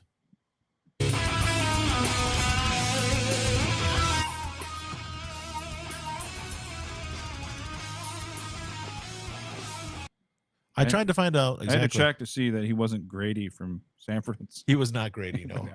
They do have some similarities, but they're black and old. Same guy. Bill Cobbs was in a lot of stuff. Night at the Museum. He was in the first Night at the Museum. He's one of the guards that tricked Ben Stiller into taking the job. He was in The Bodyguard. He worked for Whitney Houston's character. New Jack City. In Demolition Day, he was the rookie. Remember when he got frozen and woke up? Yeah, yeah. And this old black dude was the rookie that he worked with before, you know? Oh, yeah, I remember that. apparently he's in. I know he basically. I was like, I wonder how many movies he was in, and all I got from the internet was like he was in at least 48 movies. I'm like, well, that's not really accurate because no one has a count how many movies he was in. He basically was in everything at one point or the other. Yeah. That thing I you figured do. it would be more like Christopher Lee style. He was in a lot of stuff. Like I'm looking through this, and there's more than 48 in this list.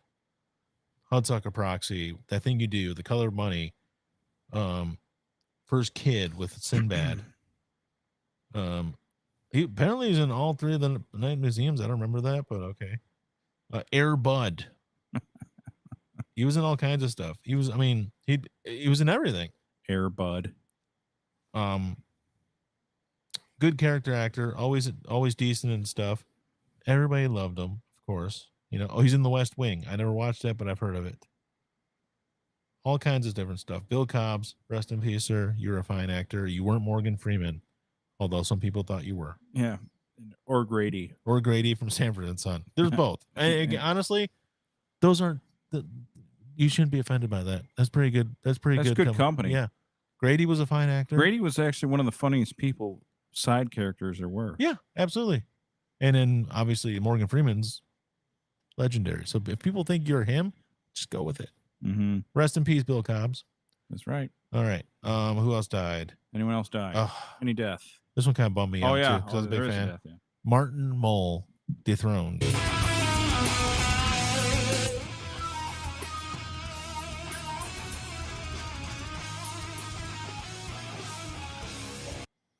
Colonel Mustard from Clue.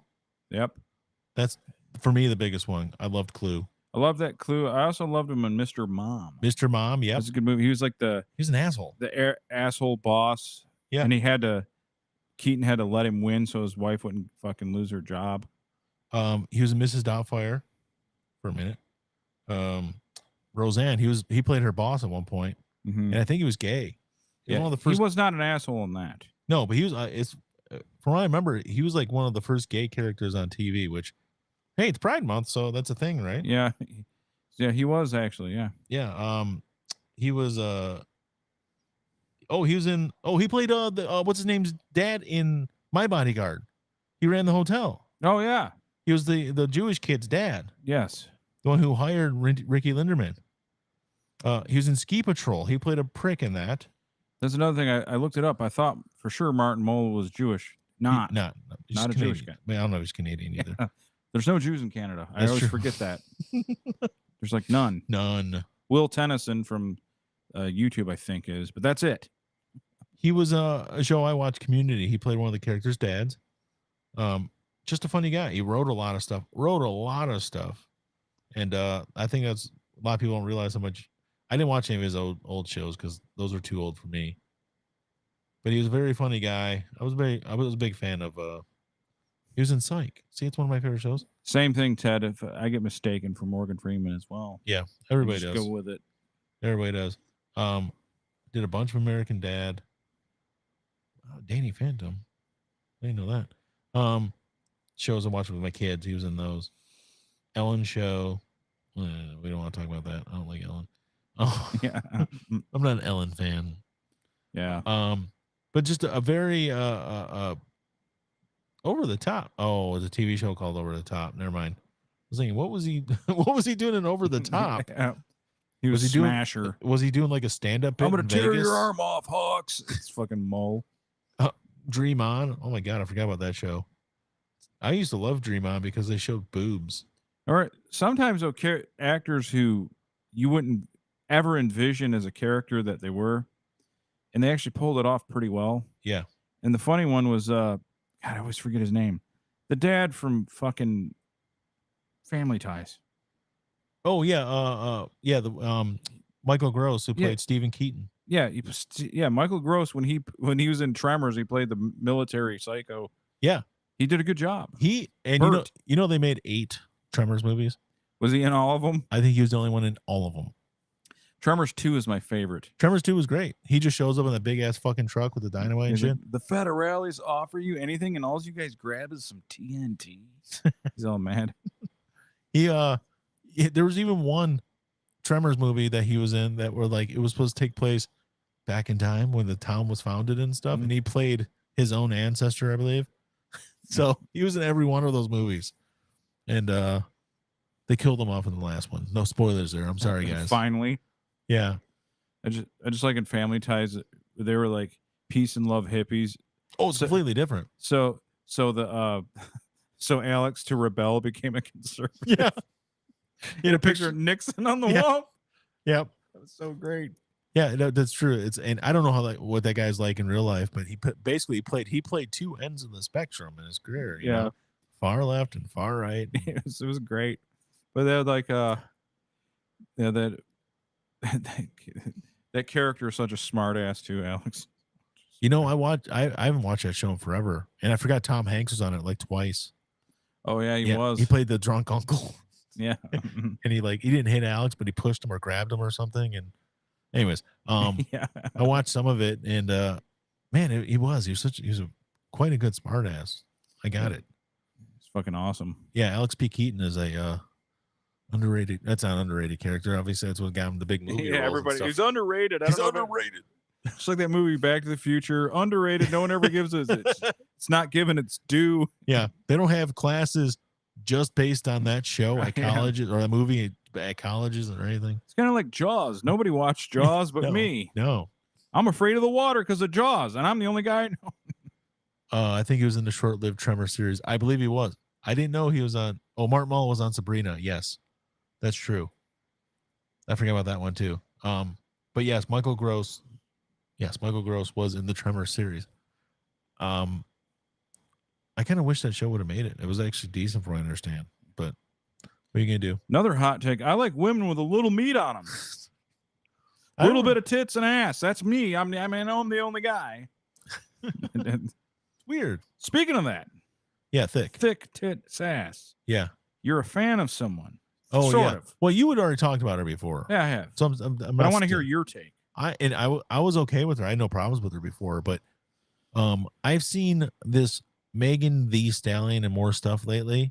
Yeah. And I'm not just a fan of her body, I'm a fan of her mind too. Not really. If you go on Amazon, they have a commercial for Prime Day where she's rapping a song about Prime Day, but basically she's doing it's like Megan the whatever the thing is. Megan the Daredevil, Megan the there's one where she's dressed like a what do you call it? When they dress up like the anime character we just talked about earlier. A weeb. Like a weeb. Yeah. So hot. Oh, I was like, holy shit. But she's kind of funny. And she does those Planet Fitness commercials where she's like, have you seen the Planet Fitness? No, I haven't, but because at New Year's they sponsored. I'm a member.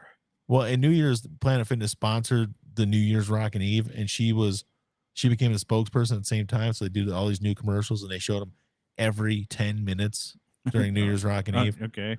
And she's like a cloud, and she's like, yeah, you don't need the expensive gyms. You come here and work out. And yeah. So, but she's been doing more stuff. She seems like she's pretty like she knows why she's famous.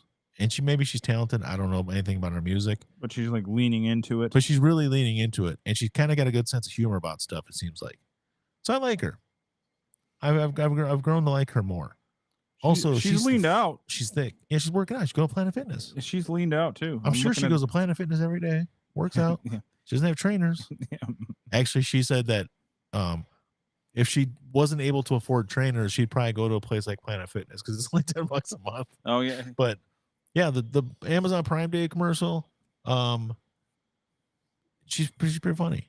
It's like it's like a 3-minute long commercial. It's just a song the whole time, and she's just like, it's crazy. You know this RV Life Backpacker YouTube channels, and this is kind of on subject. Yeah, the Planet Fitness thing. He made a good point. He's like, I tell anybody that's going to do a lot of traveling, especially in the United States. Yeah, like you're going to do United States travel. Lower 48, but even Alaska to work, but lower 48 for sure. So you like to travel, you want to go over. He goes, and you need to shower and stuff like that. Yep. And you need to. He said, get a Planet Fitness membership. He goes, they're everywhere. Yeah. And you can go take a shower because you're a member, right? You walk in, hey, yep. You're fucking covered. Some days they give pizza. So yeah, that's true. You can eat. it's a good thing for a traveler to have a Planet Fitness membership. I think there's a day a month or day a week, day a month. They have a bagel day and they have a pizza day. So they have bagels in the morning one day and then pizza later on in the day another day. You can go get your workout so you don't clot up. Yeah. No, it's actually really good advice. Really, really good advice. Yeah, you can get a shower every day as long as you're within 30 miles of wherever you're traveling. I know there's gonna be some outlying areas and stuff, but yeah, still there's a lot of Planet Fitnesses. That's really good. I'm glad that Megan the Stallion inspired you. Yeah. Then the wandering gypsy girl. I remember I showed you her one time. Yeah. She's tatted all up, and she's an older lady, our age range or whatever. Yeah. But she's like, I'm gonna show you guys my tattoos. She's like stacked. Oh, that sounds hot. Yeah, but let me show you all my tattoos. Okay, feel free. We want to see them. Like, she's what's she called again? A traveling wandering gypsy, I think. Gypsy, not gypsy. Like she drives a Jeep. Yeah. And but if you wandering Jew, no, that's something else. No, that's a different thing. Because I don't remember what she looked like, but I'll check her out. She's like, oh yeah. Like she kind of looks like she goes to a lot of Grateful Dead shows. I'm not trying to be mean, but I have to say this because I see her first tattoo is the chest piece, and I'm not always a fan of those, but I've seen a few lately that I have been fans of. Hers isn't one of them. I'm not a fan of that. No, but I've seen some of them on a few different people, not in person, on the internet, obviously, and it works for some of them. Yeah, some people it's a thing. Yeah, they can pull it off. Some people cannot. No, not naming any names. Yeah, wandering gypsy though. You can't. Yeah. She's not bad though. You're right. She is. She's endowed.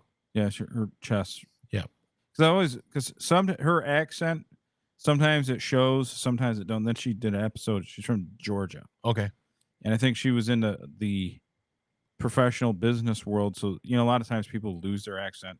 Yes. Like my I just call him my Uncle Mike in Kentucky. Yeah. Mike, because he had to do a lot of not sales, but like a lot of stuff, with his business.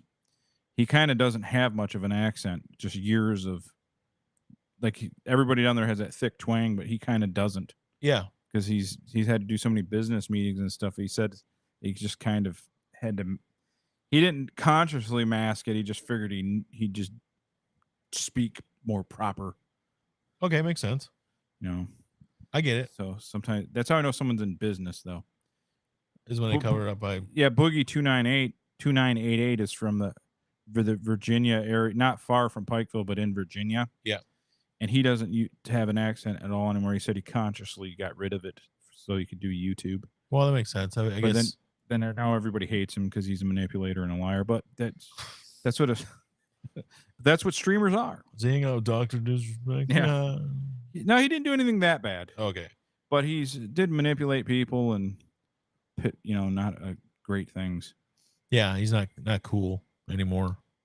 That's why I'm kind of glad we don't have much of a following because Mike from Radio Underground, a piece of shit. The big thing. And then someone's going to debunk everything I say. Yeah. Especially back when I was drunk all the time, half a year, just talking shit. He said that this happened, but this doesn't add up to the story that he said 6 months before. It's like, oh, great.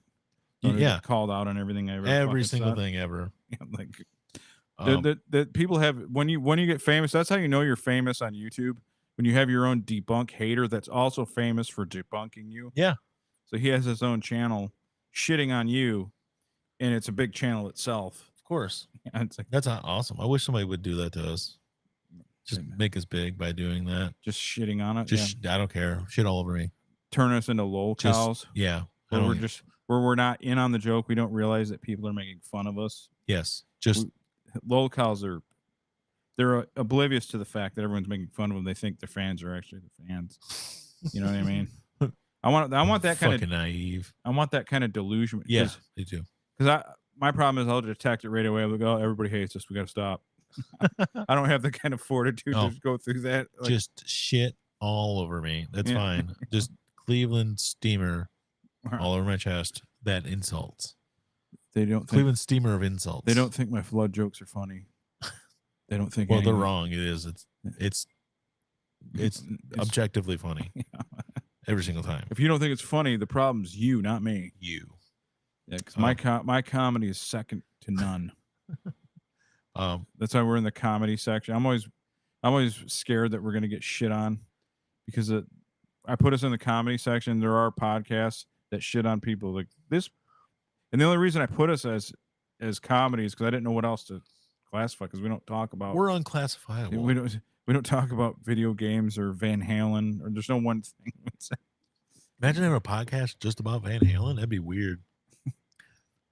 I guarantee you there's like 3 that are like really popular. I mean, that's like, if you're going to do a subject, I get it, but not just like, if you're going to do a subject like that, it should be music in general or music in that same vein, I guess. But if it's literally just every week or every day or whenever you do it, Van Halen, how do you have a following? I don't get it. My camera has motion caught on it. Oh, it's a cat. It's not Dale though. Different cat. Yeah. I didn't even know you had cameras. I have one. Protect your lawn. Yeah.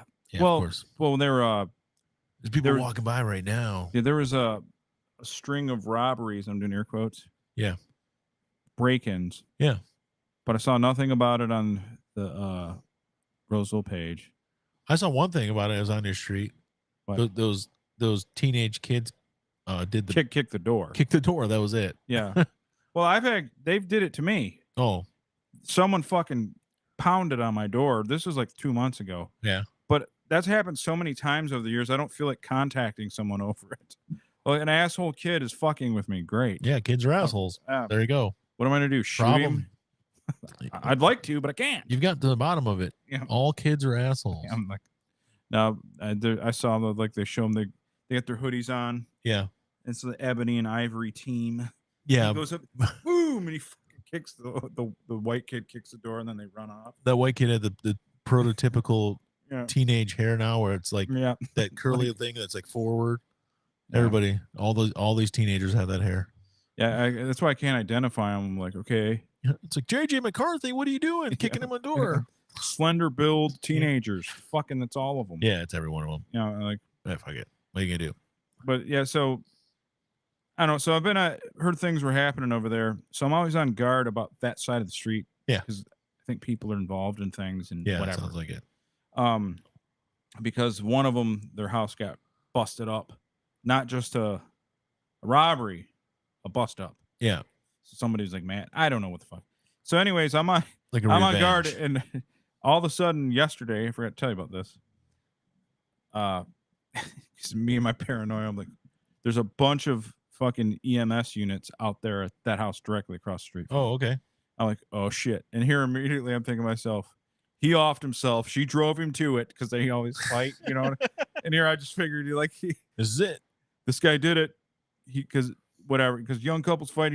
I always think the worst of every situation. Oh, I'm yeah. a pessimist, like someone's dead. She was crying. I'm not laughing at the crime, but my sister's like, go over there and see if she's okay. I'm like, Kate, I'm a 280-pound creep. I can't just go up to random. Are you all right, sweetheart? And then anyway, she's crying, panicking, and then I see the fire department's looking at her grill. She had a grill fire. Oh. So I was like, okay, it's just a grill fire. Just stick to the oven and the stove. Don't touch the grill. Yeah, no. You get a woman on a grill, look what happens. The first time it was tried in history. Fire right there. I saw it. It's simple. I mean, you just proved it. You just proved the whole theory right there. Women don't know how to run a grill. And then like the family shows up after the unit leaves, and we're like, where's the food? I would be so embarrassed. Like I would be thinking, can't you just send like one guy to just check my grill? Why do you guys send a whole fucking brigade? Like there's been a mass shooting or something. Oh man, that's why it's so embarrassing if you get hurt, because they don't just, like I said, they don't just if you're laying there injured, there's fucking lights everywhere. Like, everywhere. God damn, dude. Can you just like send one? Then you're all right, Mike? No, I fell, Ron. Again, sorry. I'm not dead. All right. You all right? I gotta ask another person. You all right, Mike? Yeah. It's not funny, but it kind of is. So my old neighbor, he doesn't live there anymore, but he something happened. It was probably 3 years ago now, and he fell down the stairs and he broke his leg, his basement stairs, and all of a sudden there's EMS and stuff across the street and everything, and they had him on the gurney and they're taking him out, and he's just yelling and swearing. He's like, his wife was trying to say stuff to me. It's like, no, I broke my fucking leg, screeching, and he's in obvious pain. Okay, but he snapped part of it. Yeah, like, and then and we have like the door partially open, just trying to make sure everything's okay, and that's not far off. And it's not far off at all.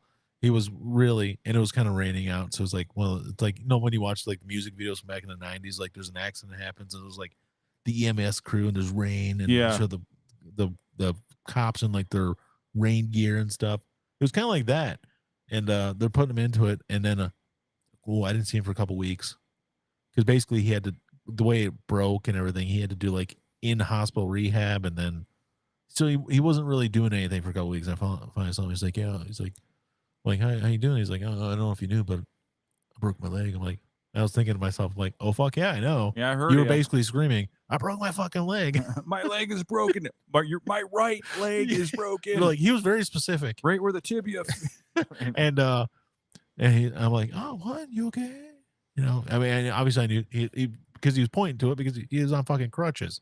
So I always say I was going to notice something happened, but he's like, yeah, I broke my leg. I haven't seen it in a while. And I was like, oh man, you okay? It's like, I totally knew what happened, but I had to play like I didn't know what the fuck happened. Because it was, if that happened to me, I would hope that I would be the same way. But like, I don't want everybody to know what happened to me. No, you know, I don't want this. And they did the same thing. They had a fire truck, they had an ambulance. He knew, he still knows, but he knew some of the cops. Some of them showed up. There was about a 9 or 10 person team out there. Yeah, they really overkill it with the help, and probably because my proximity to all of those emergency services, they're right near my house. Yeah, they were all there. And I was like, holy shit! It's like there's literally a whole team. They put together a strike force just to come over there. A 9 person team. That's why if I have any choice at all, I get a. That's why I called you, like, take me to the hospital. Oh, I can't breathe. Do not call me an ambulance. Yeah, because in the ambulance, it's so dramatic and fucking overkill. A, it's dramatic, and B, I do not want to pay for it. Yeah, I don't care if I'm dying. I do not want to pay that money. I just walked in and like, just drop me off, man. I don't want to make a scene. I don't make a. I want to die in quiet. I thought about that. I was like, you know, the people like, even people that have like heart attacks and stuff, like people calling an ambulance. I'm like, maybe I can make it there myself. Yeah. Don't call an ambulance. So expensive. It's not even just that. It's just I don't want anybody to know what's going on. Yeah. You know? Yeah. I've always been like that. I was choking on a chicken nugget in elementary school, and I went into the bathroom to give myself basically a Heimlich. So no one knew what was going on. Yeah. I walked up to the assistant principal at the time, who was tall, and her kid was a student there also in the same grade. Oh, yeah. And I did like this, like over my stomach. And then she's thinking, oh, he's going to puke. She's like, yeah, just go to the bathroom. So I went to the bathroom. I literally did like a Heimlich thing and made myself cough up a chicken nugget. And I went back and she's like, you okay? I'm like, yeah, I was choking on that thing. She's like, you don't do this when you're choking. You do this by your throat. I'm like, oh, yeah. She kind of had a deep voice too, like, listen, you shouldn't do it like. She was tall. She was like 6 foot. And let me tell you something, that ain't what you do. She was the tallest assistant principal I ever saw until we got to junior high school. And that other lady who looked like, yeah, her. That ain't how you handle it. Her. You got, when you choke, you do it like this. Well, she's right. This is the sign for choking, obviously, but you know. Not this. This looks like I'm about to shit my pants or throw up. Yeah. And so that's what happened. Yeah. It was, I don't want anybody to know what's going on with me. Don't do it. Yes. When I cut myself the one time, because I used coax wire to hang my punching bag up, because I broke the chain that I had hooked up at my uncle's. and he was so sick of me breaking stuff and getting hurt, and I was just embarrassed to. Well, I went to cut it to get it, so I did my workout session where I was training to fight. Yeah. When I was 15, 16. Yep. And I fucking did my hour workout on the bag. I'm like, all right, I got to get this down because it's hanging by coax, like just literally just hanging on a beam by coax. And so I had to cut it, and I'm like, and I fucking cut through, and then it went right through my fucking took like on a weird angle, like a 20, 30 degree slight tilt, just took my fingertip off. Yeah. It's fucking blood just everywhere. It's weird how much your finger bleeds. Oh yeah. And I bled all over the fucking garage, and then all over his kitchen, and all over, because I didn't want to tell anybody what I did. He's like, and then all of a sudden I hear my one uncle, there's blood over here. What's going on? I'm like, and what's going on? I'm like, I cut my finger. Like, all right, why didn't you say something? And my grandma's cleaning up the blood, and I went to the freaking clinic, and the dude fucking stitched me up. But it was like, had to get like 8 stitches. You'd rather die than tell him what's going on. Yeah, I would rather just lose blood and bleed everywhere than tell him what I fucking did. But yeah. That's the way we are. Well, how did you do it? Well, I used coax to hang up the punching bag because I broke the chain that you bought for me. And I keep breaking everything and hurting myself. And then I hurt myself and broke more shit again. Like my friend. So this would have been 4th grade. And there was a kid in my class who still talked to on Facebook and stuff, and he married a girl we went to school with, Katie. Yeah, okay. So Jay and Katie. Yeah. It was Jay, and he was in my class. And the night before, I had cut myself. I was slicing cheese off of a block of cheese, like cheddar cheese, and I slipped and I cut my hand, and I bled. So when I came in the next day, I had my hand wrapped, and He was like, he's like, what'd you do to your hand? I'm like, oh, I cut myself. It's like, oh man, how'd you do that? I was like, I wasn't, there's no way in hell I was going to say I was cutting cheese. Yeah, I was in a knife fight with Jorge. Well, because first of all, they're going to say, like, oh, you farted. Yeah. There's no way I was going to say the words, I was cutting cheese. So I was like, I was chopping my steak. And he's like, it must have been a tough ass steak. I'm like, yeah, it was. I just went along with them. Yeah, it was really tough. I was like, there's no way I'm confessing to cutting the cheese. Especially in 4th grade. It had nothing to do with cheese at all. Actually. No, it was no cheese. It was steak. I can tell you what it wasn't, Jay. Cheese. It was never cheese. Ever. I'm cutting steak like a man. It's a pretty tough steak. I'm like, yeah, it was. The other time I bled everywhere is I fucking cut my hand with I thought it was a bread knife, but it was the turkey. They would cut. I was working at Boston Market. Yeah. And they're like, they're supposed to keep the bread knife by the bread and the fucking meat knife by the meat. Yeah. But that knife was super sharp. It would slice right through. It would cut. Oh, things. yeah. Like I never to this day ever had a knife that matched that knife. Someone put it by the fucking bread. So when I went to cut the bread, it went right through my hand. And I didn't even pay attention. It cut so clean, I didn't feel it. And I'm looking at and the bun is turning red. It starts soaking up the blood. Sopping up. Yeah, my fucking blood was sopping the fucking bread. That's so good. And it's like, I was like what happened? Like, you can see like the meat and tendon. It was so deep of a cut. You can see, I never seen so much like detail of the inner part of my hand. Yeah. So it's gross. Yeah, they I don't know, it was 20 some stitches or some shit. It's so bad. I just stayed cut until I was about 25. I was always fucking cut. Yeah. I look like someone that was been in like knife fights, like MS-13 or something.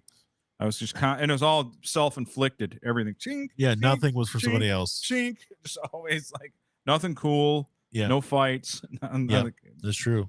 You got constantly hurting myself. Got fish hooked to your bed. Yeah, that was a good one too. But my favorite part of the whole story is the bread. Like, it's almost like one of those old like samurai movies and stuff where they do the cut. And there's like that long pause before you see anything, and like all of a sudden, like the cut appears in the guy, and all of a sudden he's like cut in half and stuff.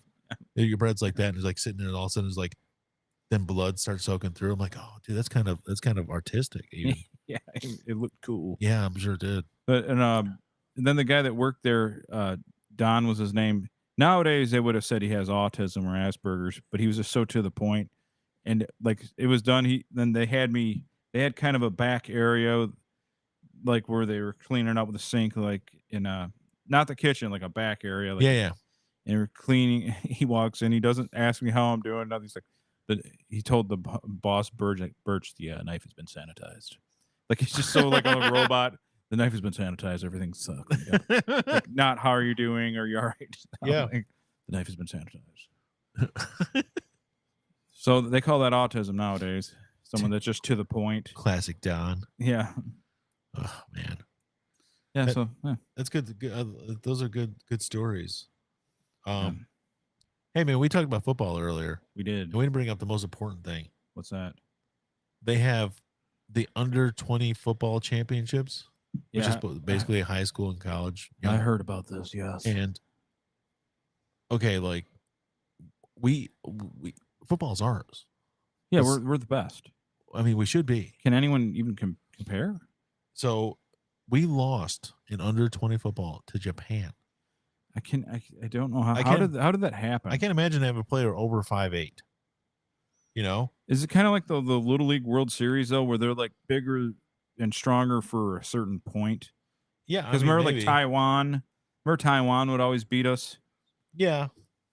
Taiwan would beat us, but then when we got older, there was never a Taiwan like pro baseball player. Well, I mean, I get that, but they've been playing baseball in Taiwan for 80 years. You know, it's not like they just start playing. This is like new.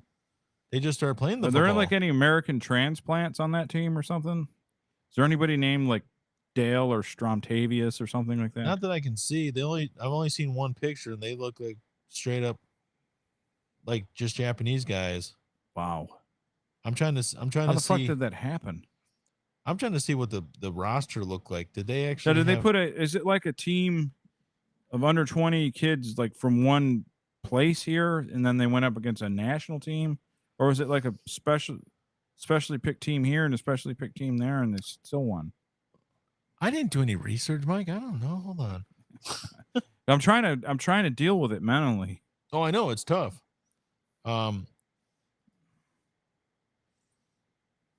It's college kids. It's all it says. It's just a college, and it doesn't give me any specifics though. This website's fucking horrible. It's just crazy that happened.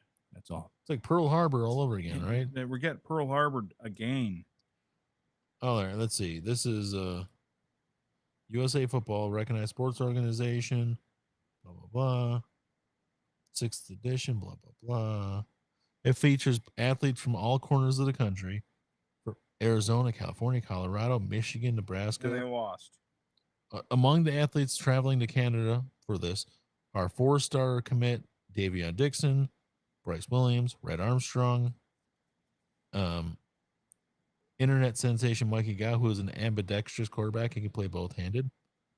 Bunch of other people. And they're talking about some of the people that have been part of it before. And it's And just we like, lost. And we lost. Yeah, these are all college commits. These are Like, real guys. these are guys going to legit colleges. Maybe not all Division I, but What was the score? 41-20. God, they got the shit beat out of them. Yeah, it too. wasn't even close, man. It wasn't even close. Have they been secretly training? Yeah, in they probably Japan? have. Just like they built up their military for 20 years before they, struck Pearl Harbor. Not saying. That's probably Damn it, racist, isn't it? They Pearl Harbored us again. They totally Pearl Harbored us again. I was trying to find it. If I read Where did something it take place at? I'm keeping coming out like, in Canada.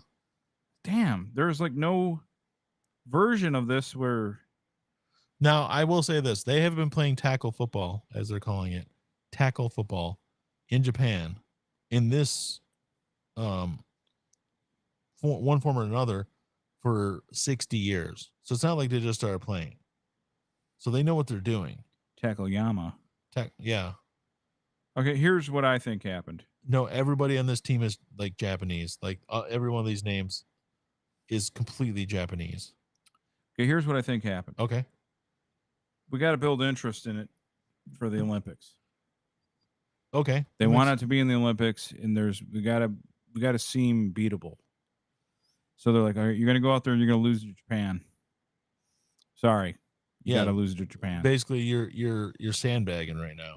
So you guys go out there and lose to I can't believe Japan. you guys beat us. Otherwise, it's never going to be a sport. In fact, we're going to have you guys lose a couple times just to build it up. Okay. Then when it really matters, then we'll beat their ass. So I don't think we really lost. I think we allowed ourselves to be beat.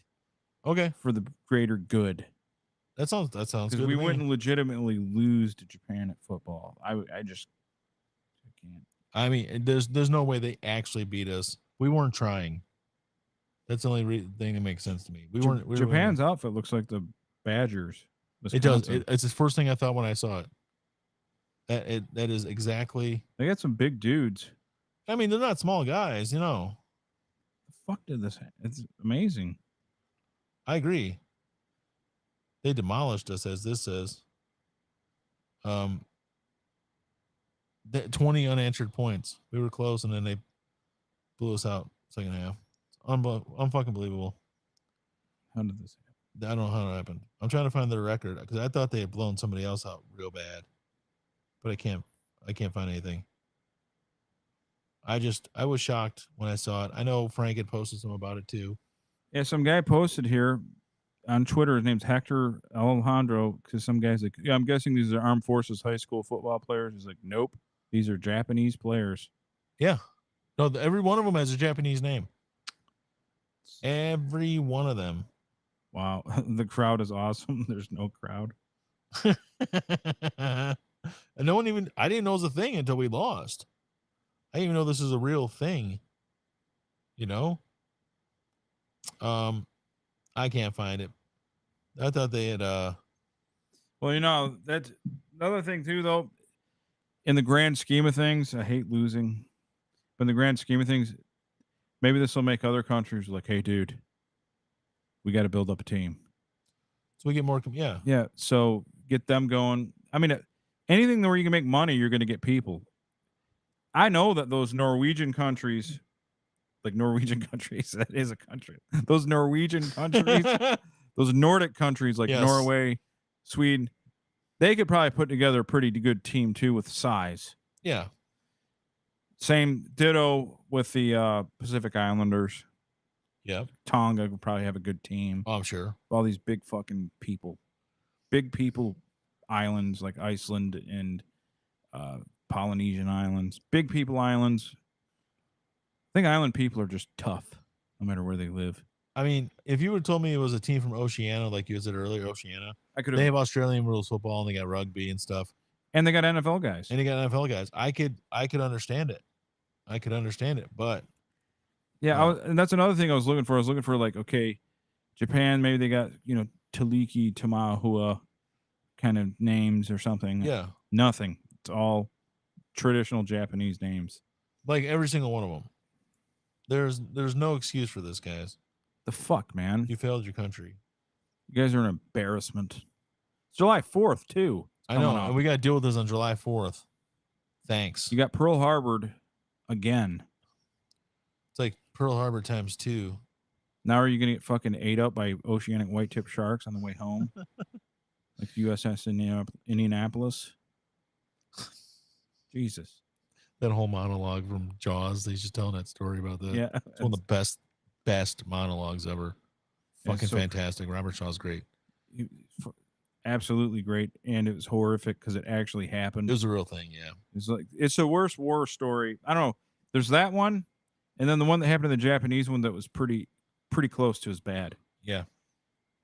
They went on some island, some territory where it was infested with saltwater crocodiles. Oh, yeah. And they didn't want to they basically retreated further inland.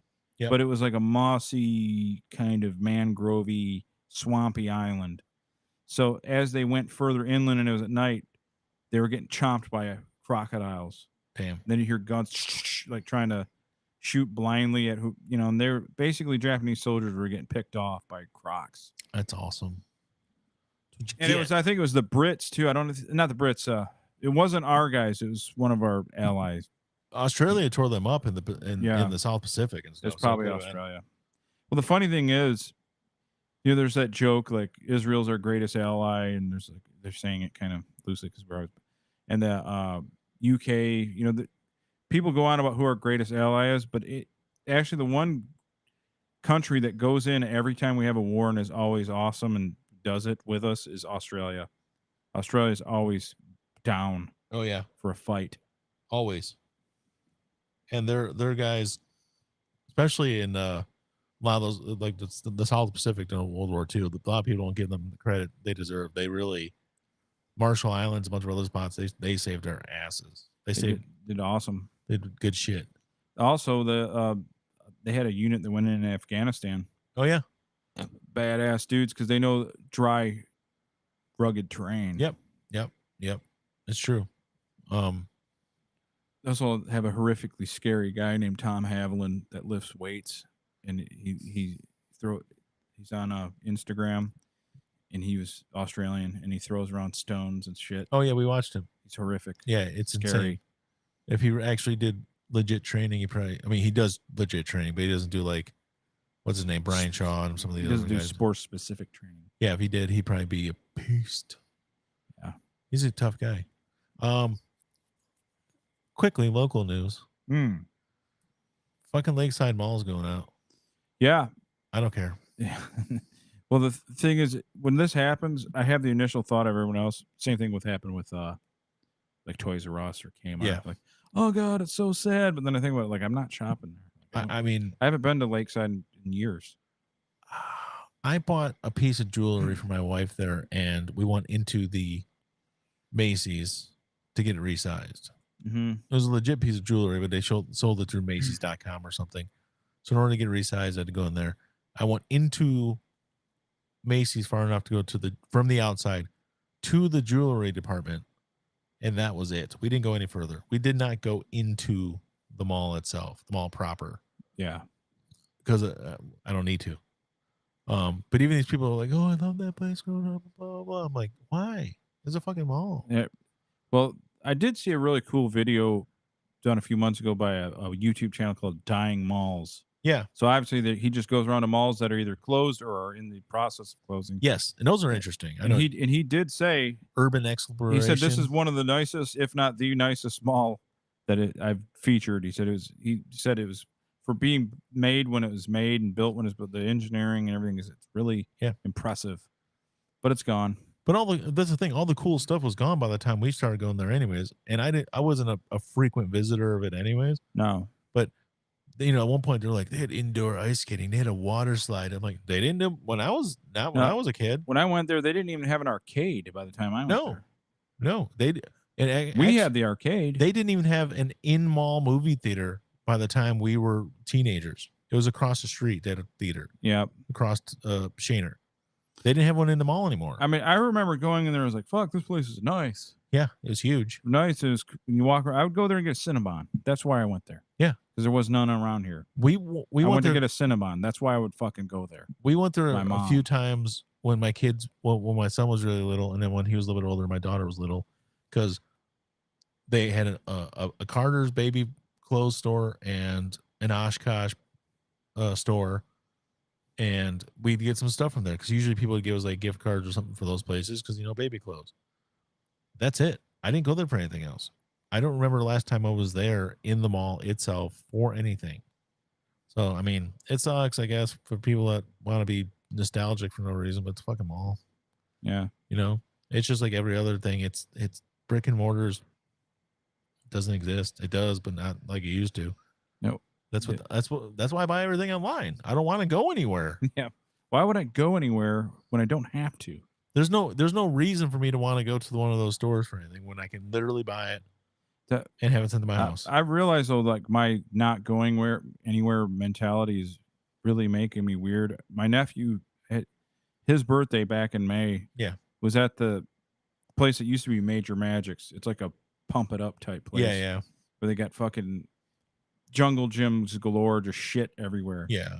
And I'm like nervous, like there's like noise and stuff. I'm like, dude, I can't be around noise anymore. I'm like, I'm turning into a caveman. Like every little thing overstimulates me and I'm like nervous. Like I need to start hanging out or something. I don't go as many places as I used to, and I try not to go to many places, but I still kind of have to in some cases. But I'm the same way. Like, if there's a place and it's like too much going on, I'm like, I can't. Let's not be here anymore. Yeah, you see kids like falling and shit. Like, hey, somebody watching him. Then it keeps happening over. Like, no one's watching them. This fucking kid, hey, like, you know, cartwheels down something. Like, dude, I don't know how he's not snapped in half. You know, it's like, I know people that like go to like that kind of place and like Chuck E. Cheese and stuff for the hell of it. I'm like, why? yeah, Why would you go? I mean, if you're having a party there and stuff, that's cool. But there's like, I know people that are like, my kids need something to do, so I took them to Chuck E. Cheese. I'm like, for what? So a fight could break out? yeah, I know. That And there's too much going on. it's too much stimulation. Around here, there's fights everywhere. People just don't distinguish between where you should and shouldn't fight. You're probably safer at a bar. Yep. Than them places. I don't even want to talk about bars. There's no way I'm going to a bar. I have not been into a bar since COVID. I don't think I have either. Not that I can think of. Well, I mean, I don't drink anymore. That's part of it. But I was drinking up until 6-7 months ago. Yeah. Said I just didn't go to a bar. You could drink in your house. Yeah. It must have been it was probably almost 3 years ago. So I heard another thing because you talking about brick and mortar, like apps and stuff like Tinder. People don't even go to bars to pick up chicks anymore. Nope. Young people do not do the let's go to a bar and get laid. No. I didn't either, but I tried. But the people that are getting laid aren't doing it by going to the bars to get laid. They're doing it on their phones. Yeah, they don't like the bar. They're meeting strangers. Is that like steampunk? Like, dude, let's try something like it's the 50s. What? Let's go to a bar and try to get laid. Like, you can't do that. It's not doable. Everyone is like sitting around the kid. You're fucking out of your mind. You're thinking you can do that. Like, I'm the best looking guy in the room. It don't matter. It ain't gonna work. Not gonna work. Yeah. This isn't 2005 anymore. You're gonna go there. I guarantee you, though, bars must be like such a sausage fest now. If they were bad when we were young, it's got to be no women there. Yeah, I don't know. Because if they have an app, they have access to every guy on earth. Basically, I don't know how people do it. And it's easy for women just pick. There's a few percentage of guys that are good looking that get to pick, but most women can get a guy easily. Oh yeah. So do they even need to go to a bar ever? A girl to dance maybe. A girl who's a 5 or a 6 will get guys. A guy who's a 5 or a 6 will not get girls. No, absolutely not. No. They actually said they've done. Now they have dating data now. They didn't have access to this data till Tinder came along. Yep. When Tinder came along and eHarmony, where people show their face. Yeah. I think it's only 80% of men. 80% of men are considered just nothing. You're useless. Yes. 20% get their foot in their door, and only about 10% get chicks all the time. Yeah. So it's like this harem thing. Oh yeah. 10% of the guys get all the pussy. It makes sense. And I've always said about women, even before I knew about this data, that because women would complain, oh, guys are so they're so judgmental. I was like, no, we're not. No. Because all you have to be is not ugly. If you're not ugly, you're in. Yeah. Not ugly. Not ugly doesn't guarantee a guy anything. Nothing. You have to be like straight up handsome. Yeah. To guarantee it. You know, you have to be like Henry Cavill. That's what you got to look like. Yes. To frequently get women. I'm not talking about like a normal guy. Yeah, the odd day. You know, whatever. People get married. You got married. You can get married and stuff. Well, I'm talking about like meat market stuff. I know what you mean. If you're going to do the meat market, you got to be good looking if you're a guy. Well, and you know, I guess that's the bad thing now.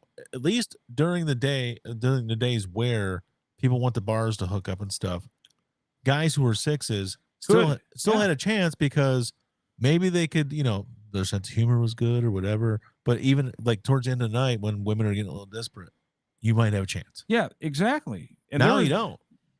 We were young. Every now and then, the odd time, there was chances. There was girls would hit on me. Didn't happen a lot, but it did happen. Not with Tinder. These young guys, they get nothing. If you're not photogenic, at least photogenic, you're not getting shit. I got like these bags under my eyes. And I shit. know. It's dark rings under my eyes. I could never get pussy online. Now, forget it. No. And trust me, my standards are not. I shouldn't say my standards are lower, but I find more things Yeah. about women now that I like than I ever liked before. Like, oh yeah, she's not hot, but she's cute in this way, or that she's this and this way. I am way less judgy. Oh yeah. Now that, Maybe I'm not less judgy. I'm just I've matured enough where different things matter. You know. yeah. Or a lot of times too, when you're young, you're stupid. So you're Stupid. Yes. So you're like you're fixated on one girl. Yeah. So man, I really want that one. So you spent all your time and energy on her, and then she's also getting bombarded with dudes. Yeah. And then she's got a decent looking friend sitting right next to her. Yeah. That probably would have you, but you were so focused. Yes. Because we were young. Now my thing is automatically like, okay, the hottest one, everyone wants her. I want second or third option. Yeah. And even that don't work no more because now I'm ugly. I call it Teen Wolf syndrome. Yeah. He really wanted blonde chick who was in the theater. Yeah. But really, his friend, what's her name? Booths, whatever her name was. Boots or something. Her was right there. And guess what? She's technically cuter than this girl. Yeah, in a lot of ways. Yeah, it happened all the time. Or that movie I watched with Lori Loughlin and C. Thomas Howell a couple weeks ago. Oh, yeah. He wanted Kelly Preston. Well, I'm telling you.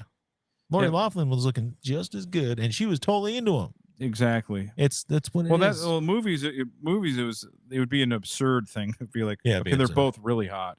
Yeah. Just the one's like, in that case, Kelly Preston just more buxom. Yes. But really, if you take the overall picture, they're about the same. Yeah. But you know what I'm saying? Yeah, it was just like, oh, she's got glasses. Yeah. But this one doesn't over here, and she's totally hot.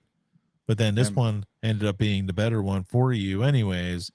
But that's what happened. That was the way it was.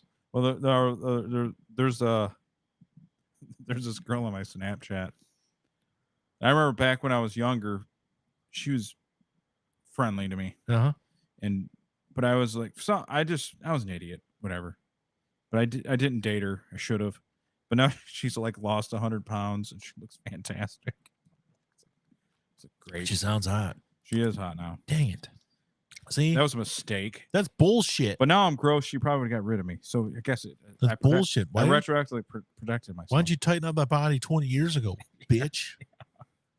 Yeah. It's all your fault. I was only somewhat fat then, so I was better than her. But I think it's kind of funny with Tinder and stuff. It's always, and I'm not stereotyping here as far as the gays go. Yeah. Whoa, what? Dim. That was beyond a dim. There was a dim-a-dome. Okay. Cruising and anonymous sex has always been prevalent in the gay community. Oh, yeah. It's always been a thing. And then Boats. 30 years ago, when everybody started getting into online and America Online and, the internet and stuff and chat rooms and stuff, it was always like, don't meet people and stuff because, you don't know what you're going to get into. And now here, you're literally meeting people through an app on your phone and going to bang them. Oh, well, that goes to show you, though, the whole thing is like, never give strangers your name. Remember that? Yeah. Don't ever. You'll get killed and raped instantly. Yeah. Has killing and rape actually lessened? No. I mean, has there been a huge uptick of random people getting killed and raped randomly? No. I don't think so. I mean, no. And everybody knows who everybody is now. Yes. Like, I could technically find out an Instagram model, and it takes 3 minutes to find out where they live. Yes. It's not hard. I've done it a dozen times. Yeah, I've done it. Yeah. Do you think I haven't stalked? Come on. Stalkers got it so easy now. It's just, I used to have to get a phone book. Then I used to have to. Then you got to physically drive by the house to stalk them. It's crazy. Because there was no Facebook profile. So now you can you're stalking someone. You're not even leaving the house. You're not even putting them in danger. It just shows you how much different. It's only 30 years is not a big amount of time, really. Things have changed so drastically in 30. If you look at it this way, our country is almost 250 years old. Yeah. All right. And so 30 years of that time, our mentality has changed so completely. That's like 1/8. Wait, was my math right? Times 3. 1/8 of our country's history, and the mentality is just completely flipped. Yeah. You're gonna get raped and murdered. Hey, let's meet anonymously online using this app. This ain't just gays. Do women do it? Oh, I know. Everybody does that. And I'm not judging the gays. Okay. Only problem I worry about them is you get they seem to like if there is this crazy murderer, it seems to be they kind of Yeah, like a Dahmer type. yeah, they kind of, but still, they're like your point remains. The whole point of I was going to bring that up, and I never put it on our shows. Like we were told, do never give your name out to anybody ever, never. Like if we knew somebody who was like one of our friends or people we knew that were online, and they're like, we went and met some people from online. We're like, what? Yeah, You did? It was crazy. That's crazy. yeah. And now it's not. And then like I met Phil. Yeah. He came into town. Yeah. But I played video games with him for 10 years before I met him. But Yeah. he was in town working. I met Phil. Come on, Phil. Yeah. So you do meet people online. It's like you said. Yeah. Or if someone came to you like AOL, like I said, I met my wife online in like 1997 or 98 when we first You're had like, that. that's fucking weird. You're like, dude, you're fucking desperate. You're a desperate loser. That's sick. You can't just go into a party or meet someone through a friend. You fucking weirdo. Weird. But now it's nothing. I know people that have met their wife. I know a guy. I consider him a friend, even though I've never met him. Again, it's an online friend. Yeah. He met his wife online on Xbox. Yeah. And he moved from where he lives to Florida, and they're married. Well, his wife. And I don't want to dox anybody, but isn't that kind of what your cousin did? Is that what? Yeah, exactly what he did. That's what Morgan Well, did. the funny thing is, they met on Whisper, Oh, see, just like Dr. Disrespect. he does like his Dr. Disrespect. Yeah, so like Um, he met his woman the same way that Dr. Disrespect. They've been together for quite a few years now. They have a kid. Yeah, it worked. Yeah. It's a completely different thing now. But when we were teenagers, Well, I'm not giving. He'll fully tell you that. Yeah, yeah. I'm not giving details of what. but us as teenagers, the thought of any of that happening was there's no fucking way that was happening. Yeah, could you imagine like you'd occasionally hear someone, a vague person that you met, might meet a pen pal, and it was still fucking crazy. Yeah. Like, I had a pen pal in Tallahassee, Florida, and then I met him. Like, why? Whoa, that's crazy. Could have been fucking killed. Are dude. you psychotic? I could probably go on 4chan, which is the craziest place to go. Yeah. Where everybody's insane. Yep. And meet someone random on there, and nothing would happen. Generally speaking. Yeah. Probably. So this whole thing, I just remember thinking though, if anybody knew your name, you were going to get murdered. Murdered. Yeah, like straight murdered. You're gonna be on the list. Mm-hmm. And when they started their streak of serial killing, you were on the list and you're dead. And just and then some of these people that would be the crazy person on the train. Yeah. That you would never speak to. They got a YouTube channel and they're popular, like the Delray Misfits. A bunch of those guys, if they were on a train, the way they're scary and carry on, you would not want to even be on the train with them. No. But they're like, oh, we're laughing at them, donate money. Uh-huh. It's funny, it's entertainment. They're crazy. Just it's the world has changed so much in 30 years. Yeah. It's nuts. Or another thing too is like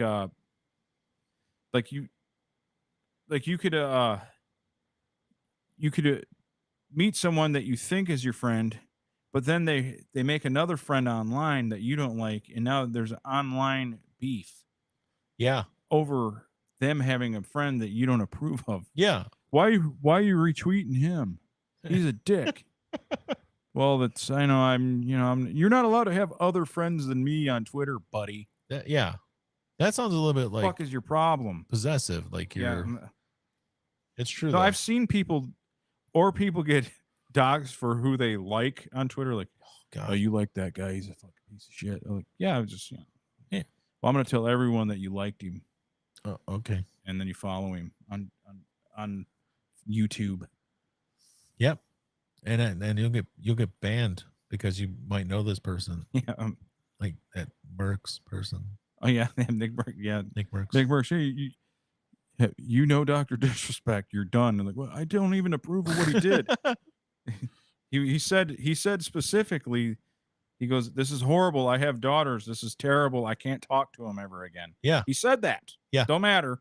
It's like, yep, you can't. It's like, you're not banned also.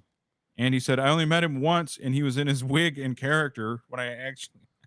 Yeah, it wasn't No, like he. No, they didn't say that that's the reason why they banned it, but I think that's why they banned it. Oh, yeah. I mean, unless he did something we just don't know about yet. Well, they used some like vague thing, like whatever. I don't even want to get into it. Yeah, it doesn't matter. It's fucking stupid. So you said earlier that by the end of this show we're gonna be on to like, you know what, Dr. Disrespect didn't do anything wrong. I think we agree he still did something wrong. Yeah, he did. So we didn't change our own opinions. Yeah, you can't. Well, for one thing, he's married.